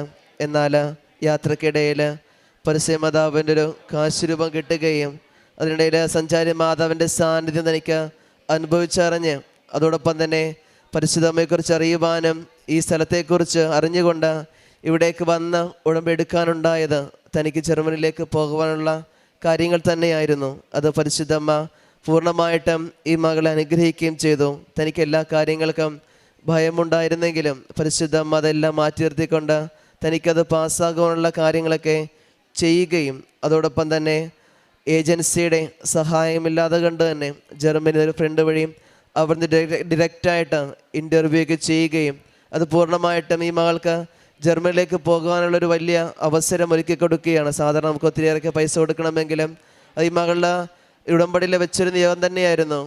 എനിക്ക് സാധിക്കുന്ന രീതിയിൽ മാത്രമാണ് പൈസ കൊടുക്കാനായിട്ട് പറ്റുക, അതിനൊത്തുള്ള രീതിയിൽ മാത്രം അമ്മ എൻ്റെ ജീവിതത്തിൽ ഇടപെടണമെന്നുള്ളത്. അത് പരിശുദ്ധ അമ്മ ഇടപെട്ടുകൊണ്ട് മറ്റൊരു ഏജൻസിയുടെ സഹായമൊന്നുമില്ലാതെ കണ്ട് തന്നെ ജർമ്മനി തന്നെ അവിടുന്ന് നേരിട്ട് ഒരു മേടത്തിലൂടെയാണെങ്കിലും വ്യക്തിയുടെ ആണെങ്കിലും അത് വലിയൊരു സഹായമായിട്ട് ഈ മകൾക്ക് ജർമ്മനിയിലേക്ക് പോകുവാനുള്ള എല്ലാ കാര്യങ്ങളും സജ്ജീകരണമൊക്കെ പരിശുദ്ധ അമ്മ ചെയ്തു കൊടുക്കേണ്ടത് നമുക്ക് ഈ വാക്കിൽ നിന്ന് മനസ്സിലാക്കുവാനായിട്ട് സാധിക്കുന്നുണ്ട്. അതോടൊപ്പം തന്നെ പ്രേക്ഷിത പ്രവർത്തനമാണെങ്കിലും താൻ തൻ്റെ വ്യക്തി ജീവിതത്തിലൂടെ പരിശുദ്ധ അമ്മയോട് ചോദിച്ചൊരു കാര്യം തന്നെയാണ്, ഞാൻ ഈ ജീവിതത്തിൽ ഇവിടെ ആയിരിക്കുമ്പോൾ താൽക്കാലികമായിട്ടൊരു ജോലി ലഭിക്കുക എന്നുള്ളത്. എന്നാൽ അതിനോട് ചേർന്നുകൊണ്ട് പരിശുദ്ധ അമ്മയുടെ സാക്ഷിയായിട്ട് പ്രേക്ഷിത പ്രവർത്തനങ്ങൾ ചെയ്യാനായിട്ട് പരിശുദ്ധ അമ്മ ഒരു വലിയ അനുഗ്രഹങ്ങൾ നൽകി ഈ മകളെ അനുഗ്രഹിക്കുകയും ചെയ്തു. ഇനി മുമ്പോട്ടുള്ള ഈ മകളുടെ ജീവിതത്തിൽ ഈ മകളെ പ്രകാരം ഇവിടെ നിന്ന് അൾത്താരയ്ക്ക് മുമ്പിൽ പരിശുദ്ധ അമ്മയുടെ സാക്ഷിയായിട്ട് പറയുന്നു, ഇനി മുമ്പോട്ട് ഉടമ്പടിയിൽ ജീവിക്കാമെന്നുള്ളത്. ഇനി മുമ്പോട്ട് പോകുമ്പോൾ പരിശുദ്ധ അമ്മ ഈ മകളെയും ഇനി അനുഗ്രഹിക്കട്ടെ എന്നും പരിശുദ്ധ അമ്മ പ്രതീക്ഷിക്കുന്ന സാക്ഷിയായിട്ട് മാറ്റട്ടെ എന്ന് നമുക്ക് പ്രാർത്ഥിക്കാം. ഒപ്പം നമ്മളെയും പരിശുദ്ധ അമ്മയെ നന്ദി. ഈ അൾത്താരയിൽ കയറി നിന്ന് എൻ്റെ മൂന്നാമത്തെ സാക്ഷ്യമാണ്. 2019 നവംബർ മാസം 29-ാം തീയതിയാണ് ഞാൻ ആദ്യമായി ഉടമ്പടി എടുക്കുന്നത്. അതിനുശേഷം 2 പ്രാവശ്യം എനിക്ക് ഈ അൾത്താരയിൽ കയറി നിന്ന് സാക്ഷ്യം പറയാൻ എൻ്റെ അമ്മ മാതാവിനെ സഹായിച്ചു. അതോടൊപ്പം 2 പ്രാവശ്യം എനിക്ക് സാക്ഷ്യങ്ങൾ എഴുതി കൊടുക്കുവാനും സാധിച്ചു. എൻ്റെ പേര് ബേബി റേച്ചൽ. ഞാൻ കാസർഗോഡ് ജില്ലയിൽ നിന്ന് വരുന്നു. ഞാൻ ഒരു ടീച്ചറാണ്. എനിക്ക് ഉണ്ടായ ചില സാക്ഷ്യങ്ങൾ ഇവിടെ നിങ്ങളുമായി പങ്കുവെക്കുവാനാണ് ഞാൻ ഇവിടെ നിൽക്കുന്നത്. അതിൽ നമുക്കെല്ലാം അറിയാം കേട്ടറ്റ് പരീക്ഷയുടെ കാര്യം. എനിക്കിപ്പോൾ 52 വയസ്സായി. ഇപ്പം കേട്ടറ്റ് പരീക്ഷ എന്ന കടമ്പ എനിക്കും കടക്കണമായിരുന്നു. 2025 ഡിസംബർ മാസത്തിലാണ് ഞാൻ കേട്ടറ്റിന് അപേക്ഷ കൊടുക്കുന്നത്.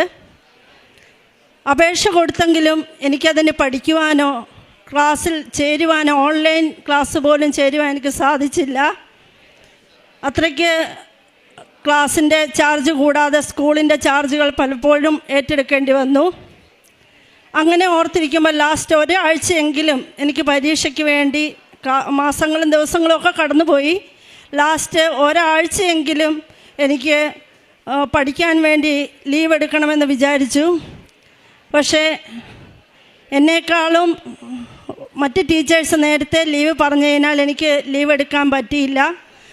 അതുപോലെ തന്നെ എനിക്ക് സ്കൂളിൻ്റെ ചാർജ് കിട്ടി. അതുപോലെ ലാസ്റ്റ് 2 ദിവസം പോലും എനിക്ക് പഠിക്കാൻ സാധിച്ചില്ല. പക്ഷെ ഞാൻ പ്രാർത്ഥിച്ചുകൊണ്ടിരുന്നു. എനിക്ക് വേണ്ടി മാത്രമല്ല, എനിക്ക് പ്രമോഷന് വേണ്ടി മാത്രമാണ് കേട്ടറ്റ് വേണ്ടത്. പക്ഷേ നമുക്കറിയാം കേട്ടിട്ടില്ലാതെ മുൻപോട്ട് പോകാത്തൊരു സാഹചര്യമാണ് നമുക്കുള്ളത്. അപ്പോൾ എൻ്റെ കൂട്ടുകാർക്കും എൻ്റെ അറിയുന്ന എല്ലാ ടീച്ചേഴ്സും എന്നോട് പറയുമായിരുന്നു പ്രാർത്ഥിക്കണമെന്ന്. അവർക്ക് വേണ്ടി ഞാൻ എന്നും മുട്ടിപ്പായിട്ട് പ്രാർത്ഥിക്കുമായിരുന്നു. അങ്ങനെ പരീക്ഷയ്ക്ക് വന്നു. തലേ ദിവസം വളരെ കൂളായിരുന്നു ഞാൻ, കാരണം ഞാൻ ഒന്നും പഠിച്ചിട്ടില്ല. എന്തായാലും 1000 രൂപ കൊടുത്ത് അപേക്ഷ കൊടുത്തതാണ്. വെറുതെ ബബിൾ ചെയ്യാൻ, കുറേ കാലമായി ബബിൾ ചെയ്തിട്ട്.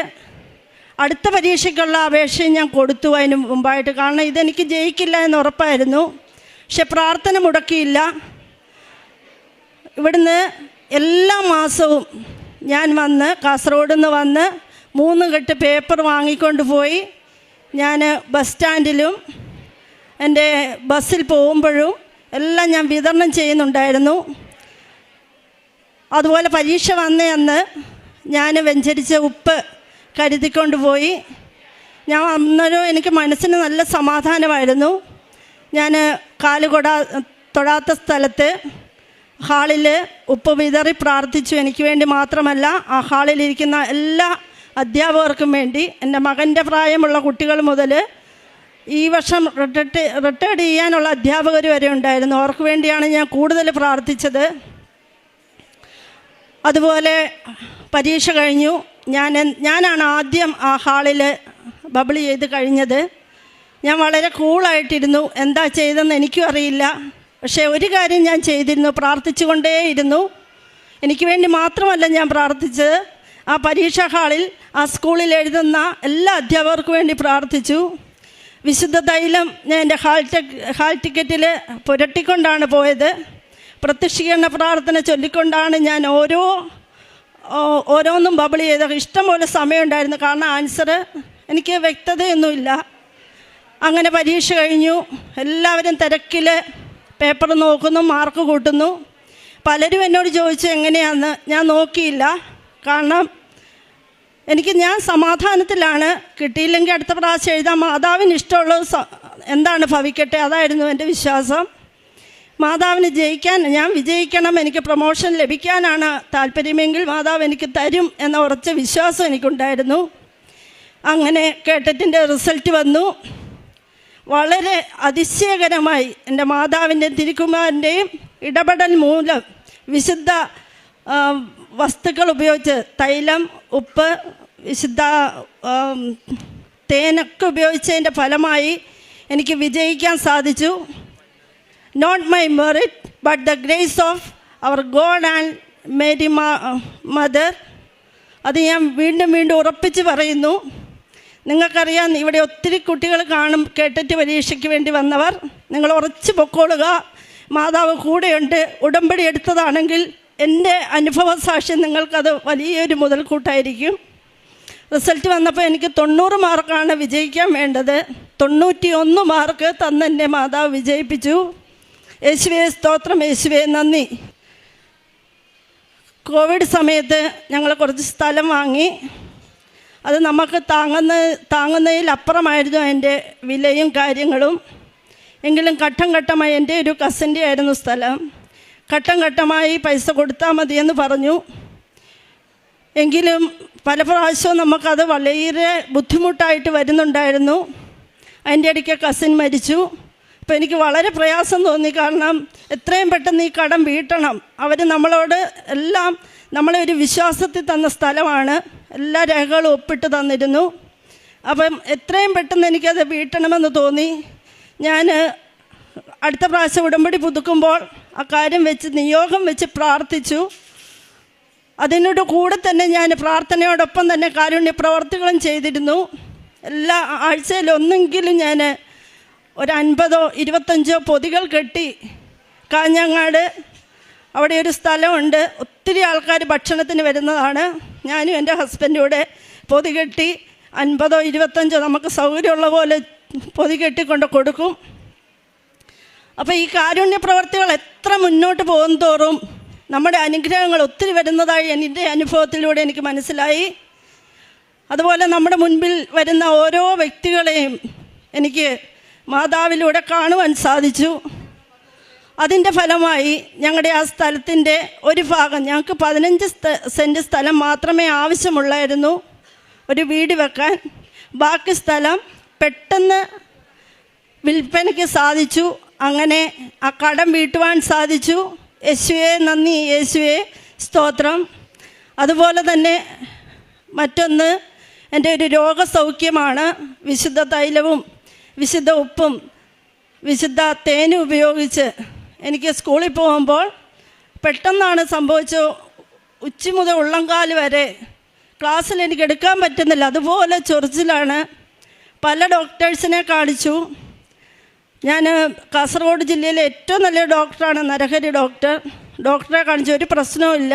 ഡോക്ടർ എന്നോട് ചോദിച്ച ടീച്ചർക്ക് ടെൻഷനുണ്ട്. ഞാൻ പറഞ്ഞു ടെൻഷനൊന്നുമില്ല. എന്താണ് കാരണമെന്ന് കണ്ടുപിടിക്കാൻ കഴിഞ്ഞില്ല. അടുത്ത പ്രാവശ്യം ഞാനിവിടെ ഉടമ്പടി പുതുക്കാൻ വന്നു. ഞാൻ ആ മരുന്നെല്ലാം കൊണ്ടുവന്ന് ഇവിടെ വെച്ച് പ്രാർത്ഥിച്ചു, മാതാവേ ഞാൻ ഈ മരുന്ന് കഴിക്കില്ല. മാതാവിൻ്റെ വിശുദ്ധ വസ്തുക്കൾ ഉപയോഗിച്ച് എനിക്ക് രോഗസൗഖ്യം തരണം. എനിക്കത് ഈ അൾത്താരയിൽ മറ്റുള്ളവർക്ക് പ്രഘോഷിക്കണം. അങ്ങനെ പിന്നെ ഞാൻ ആ കാര്യം മറന്നു. സത്യം പറഞ്ഞാൽ അതാണ് നടന്നത്. ഞാൻ പിന്നീട് മരുന്ന് ഉപയോഗിച്ചില്ല. ആ മരുന്നൊക്കെ ഇപ്പോഴും എൻ്റെ വീട്ടിൽ ഇരിപ്പുണ്ട്. എങ്ങനെയോ എനിക്കറിയില്ല, ഞാൻ സത്യം പറഞ്ഞ ആ കാര്യമേ മറന്നു. വിശുദ്ധ തൈലം പുരട്ടുമായിരുന്നു. കുളിക്കുന്ന വെള്ളത്തിൽ ഞാൻ വിശുദ്ധ ഉപ്പിടുമായിരുന്നു. രാവിലെയും വൈകുന്നേരം മുട്ടുകുത്തി കണ്ണുനീരോടെ പ്രാർത്ഥിച്ചു. ഇതുപോലെ ചെറുതും വലുതുമായ ഒത്തിരി എനിക്ക് മാത്രമല്ല എൻ്റെ മുൻപിൽ ഇരിക്കുന്ന കുട്ടികളെ, ഞാൻ ആ സ്കൂളിലെ ഒരു ക്രിസ്ത്യാനിയാണ്. അവിടെ ഭൂരിഭാഗം ആൾക്കാരും മുസ്ലിംസ്, ഹിന്ദുസാണ്. അപ്പം ഈ സാക്ഷ്യങ്ങൾ, എൻ്റെ അനുഭവങ്ങളൊക്കെ ഞാൻ എൻ്റെ പേരൻസിന്, എൻ്റെ കൊളീഗ്സിനോടൊക്കെ പറയാറുണ്ട്. അവർക്ക് പത്രം കൊടുക്കുമ്പോൾ അവർ സന്തോഷത്തോടെ വാങ്ങുന്നു. അങ്ങനെ അമ്മ മാതാവിനെ എൻ്റെ കാസർഗോഡ് മുതൽ തിരുവനന്തപുരം വരെ എനിക്ക് പ്രഘോഷിക്കാൻ സാധിച്ചിട്ടുണ്ട്. പലരെയും കാസർഗോഡ് ജില്ലയിൽ നിന്നു മുതൽ എൻ്റെ ഫ്രണ്ട്സ് തിരുവനന്തപുരത്തുണ്ട്. അവരെയും വരെ ഇവിടെ വന്ന് ഉടമ്പടി എടുക്കാനും അമ്മ മാതാവിനോട് അടുപ്പിക്കുവാനും സാധിച്ചു. അതൊക്കെ എൻ്റെ merit, not my merit, but the grace of God and my mother Mary എന്ന് ഞാൻ പൂർണ്ണമായിട്ട് വിശ്വസിക്കുന്നു. എൻ്റെ കുടുംബത്തിന്, എൻ്റെ കുഞ്ഞുങ്ങൾക്ക് ഒത്തിരി നന്മകൾ അമ്മ മാതാവ് തന്നു. കുട്ടികളെയും കൊണ്ട് വന്ന് എൻ്റെ ഒരേ ഒരു ആഗ്രഹം, ഞങ്ങൾ 4 പേര്, എനിക്ക് 2 ആൺകുട്ടികളാണ്, ഞങ്ങൾ 4 പേരൂടെ ഇവിടെ വന്ന് സാക്ഷ്യം പറയാൻ അനുവദിക്കണമെന്നാണ് അമ്മ മാതാവിനോടുള്ള എൻ്റെ പ്രാർത്ഥന. ഒരിക്കലും അനുഗ്രഹം മാത്രമല്ല നമ്മുടെ മുമ്പിലുള്ളത്. എനിക്കറിയാം, ഞാനൊരു ഓർത്തഡോക്സ് വിശ്വാസിയാണ്. എനിക്ക് ജപമാല ചൊല്ലാൻ അറിയില്ല. പക്ഷേ എല്ലാ ദിവസവും എനിക്ക് സമയമില്ല. ഞാൻ 50 കിലോമീറ്റർ യാത്ര ചെയ്താണ് സ്കൂളിലേക്ക് പോവുകയും വരികയും ചെയ്യുന്നത്. ഞാൻ ബസ്സിലിരുന്ന് ജപമാല ചൊല്ലും, പ്രത്യക്ഷ പ്രാർത്ഥന ചൊല്ലും. അതുപോലെ സാക്ഷ്യങ്ങൾ കേൾക്കാൻ സമയമില്ലെങ്കിൽ ഞാൻ ബസ്സിലിരുന്ന് കേൾക്കും. എൻ്റെ അടുത്തിരിക്കുന്നവരോട് ഞാൻ പറയും. അപ്പോൾ അവർക്കൊക്കെ ആരും എന്നോട് നോ പറഞ്ഞിട്ടില്ല. ഞാൻ പത്രം കൊടുക്കുമ്പോഴൊന്നും ആരും പറഞ്ഞിട്ടില്ല. ഈ അടുത്ത ദിവസം വരെയും എൻ്റെ കയ്യിൽ ഞാൻ മറന്നു വെച്ച ഒരു പേപ്പർ ഉണ്ടായിരുന്നു. അതുവരെ ഇന്നലെ വരെ എനിക്ക് കൊടുക്കാൻ സാധിച്ചു. എല്ലാവരെയും പ്രത്യക്ഷീകരണത്തിൻ്റെ സാക്ഷിയാക്കി ഉയർത്തേട്ടെന്ന് പ്രാർത്ഥിക്കുന്നു. യേശുവേ നന്ദി, യേശുവേ സ്തോത്രം. യേശയ്യാ പ്രവാചകന്റെ പുസ്തകം 55-ാം അധ്യായം 8 മുതലുള്ള വാക്യങ്ങൾ. കർത്താവ് അരുളിച്ചെയ്യുന്നു, എൻ്റെ ചിന്തകൾ നിങ്ങളുടേതുപോലെയല്ല, നിങ്ങളുടെ വഴികൾ എൻ്റേതുപോലെയുമല്ല. ആകാശം ഭൂമിയേക്കാൾ ഉയർന്നു നിൽക്കുന്നു, അതുപോലെ എൻ്റെ വഴികളും ചിന്തകളും നിങ്ങളുടേതിനേക്കാൾ ഉന്നതമത്രേ. പരിശുദ്ധ അമ്മയുടെ പ്രത്യക്ഷീകരണ സാക്ഷിയായിട്ട് ബേബി റൈച്ചൽ കാസർഗോഡ് തൻ്റെ അനുഭവസാക്ഷി നമുക്ക് മുമ്പിൽ പങ്കുവെക്കുകയായിരുന്നു.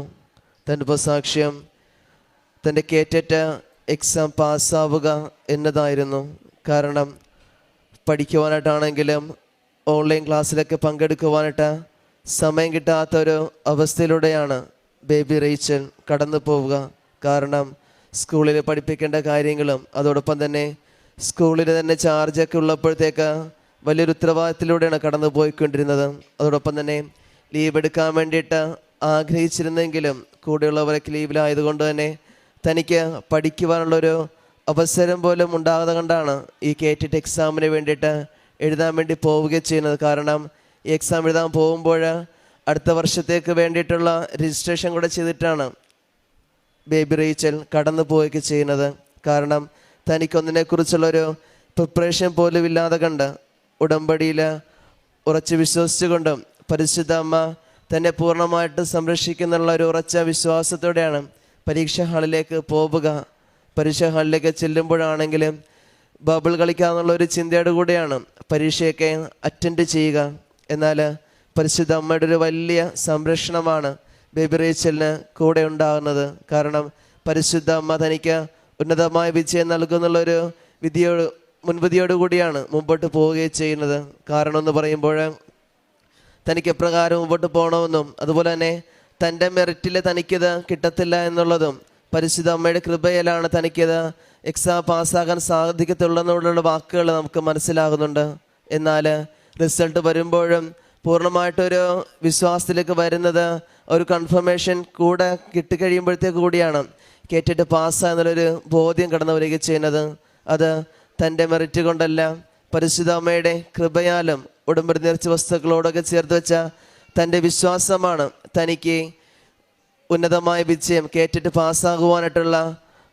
പാസ്സാകുവാനായിട്ട് സാധിക്കുകയൊക്കെ ചെയ്തത്. അതിനോട് ചേർത്തുകൊണ്ട് തനിക്ക് രോഗസൗഖ്യമാണെങ്കിലും നിരവധി അനുഗ്രഹങ്ങളാണെങ്കിലും ചെറിയ കടങ്ങളൊക്കെ മാറ്റുവാനായിട്ട് സാധിക്കുകയും ചെയ്തത് ഉടമ്പടിയോട് ചേർന്നുള്ള തൻ്റെ ജീവിതം തന്നെയാണ്. അതുകൊണ്ട് തന്നെ പ്രേക്ഷിത പ്രവർത്തനം എന്നോണം കൂടെയുള്ളവരോടും കാസർഗോഡും ചുറ്റുമുള്ള ആൾക്കാരോടും കുട്ടികളോടൊക്കെ ആണെങ്കിലും തനിക്കറിയാവുന്ന കൃപാസനത്തെക്കുറിച്ചും പരിശുദ്ധമ്മയെക്കുറിച്ചും ഈശോയെക്കുറിച്ചൊക്കെ പറഞ്ഞു കൊടുത്തുകൊണ്ടാണ് പരിശുദ്ധമ്മയ്ക്ക് വേണ്ടിയിട്ട് പ്രത്യക്ഷീകരണ സാക്ഷിയായിട്ട് ഈ അൾത്താരയ്ക്ക് മുമ്പിൽ ബേബി റേച്ചൽ നിൽക്കുകയൊക്കെ ചെയ്യുന്നത്.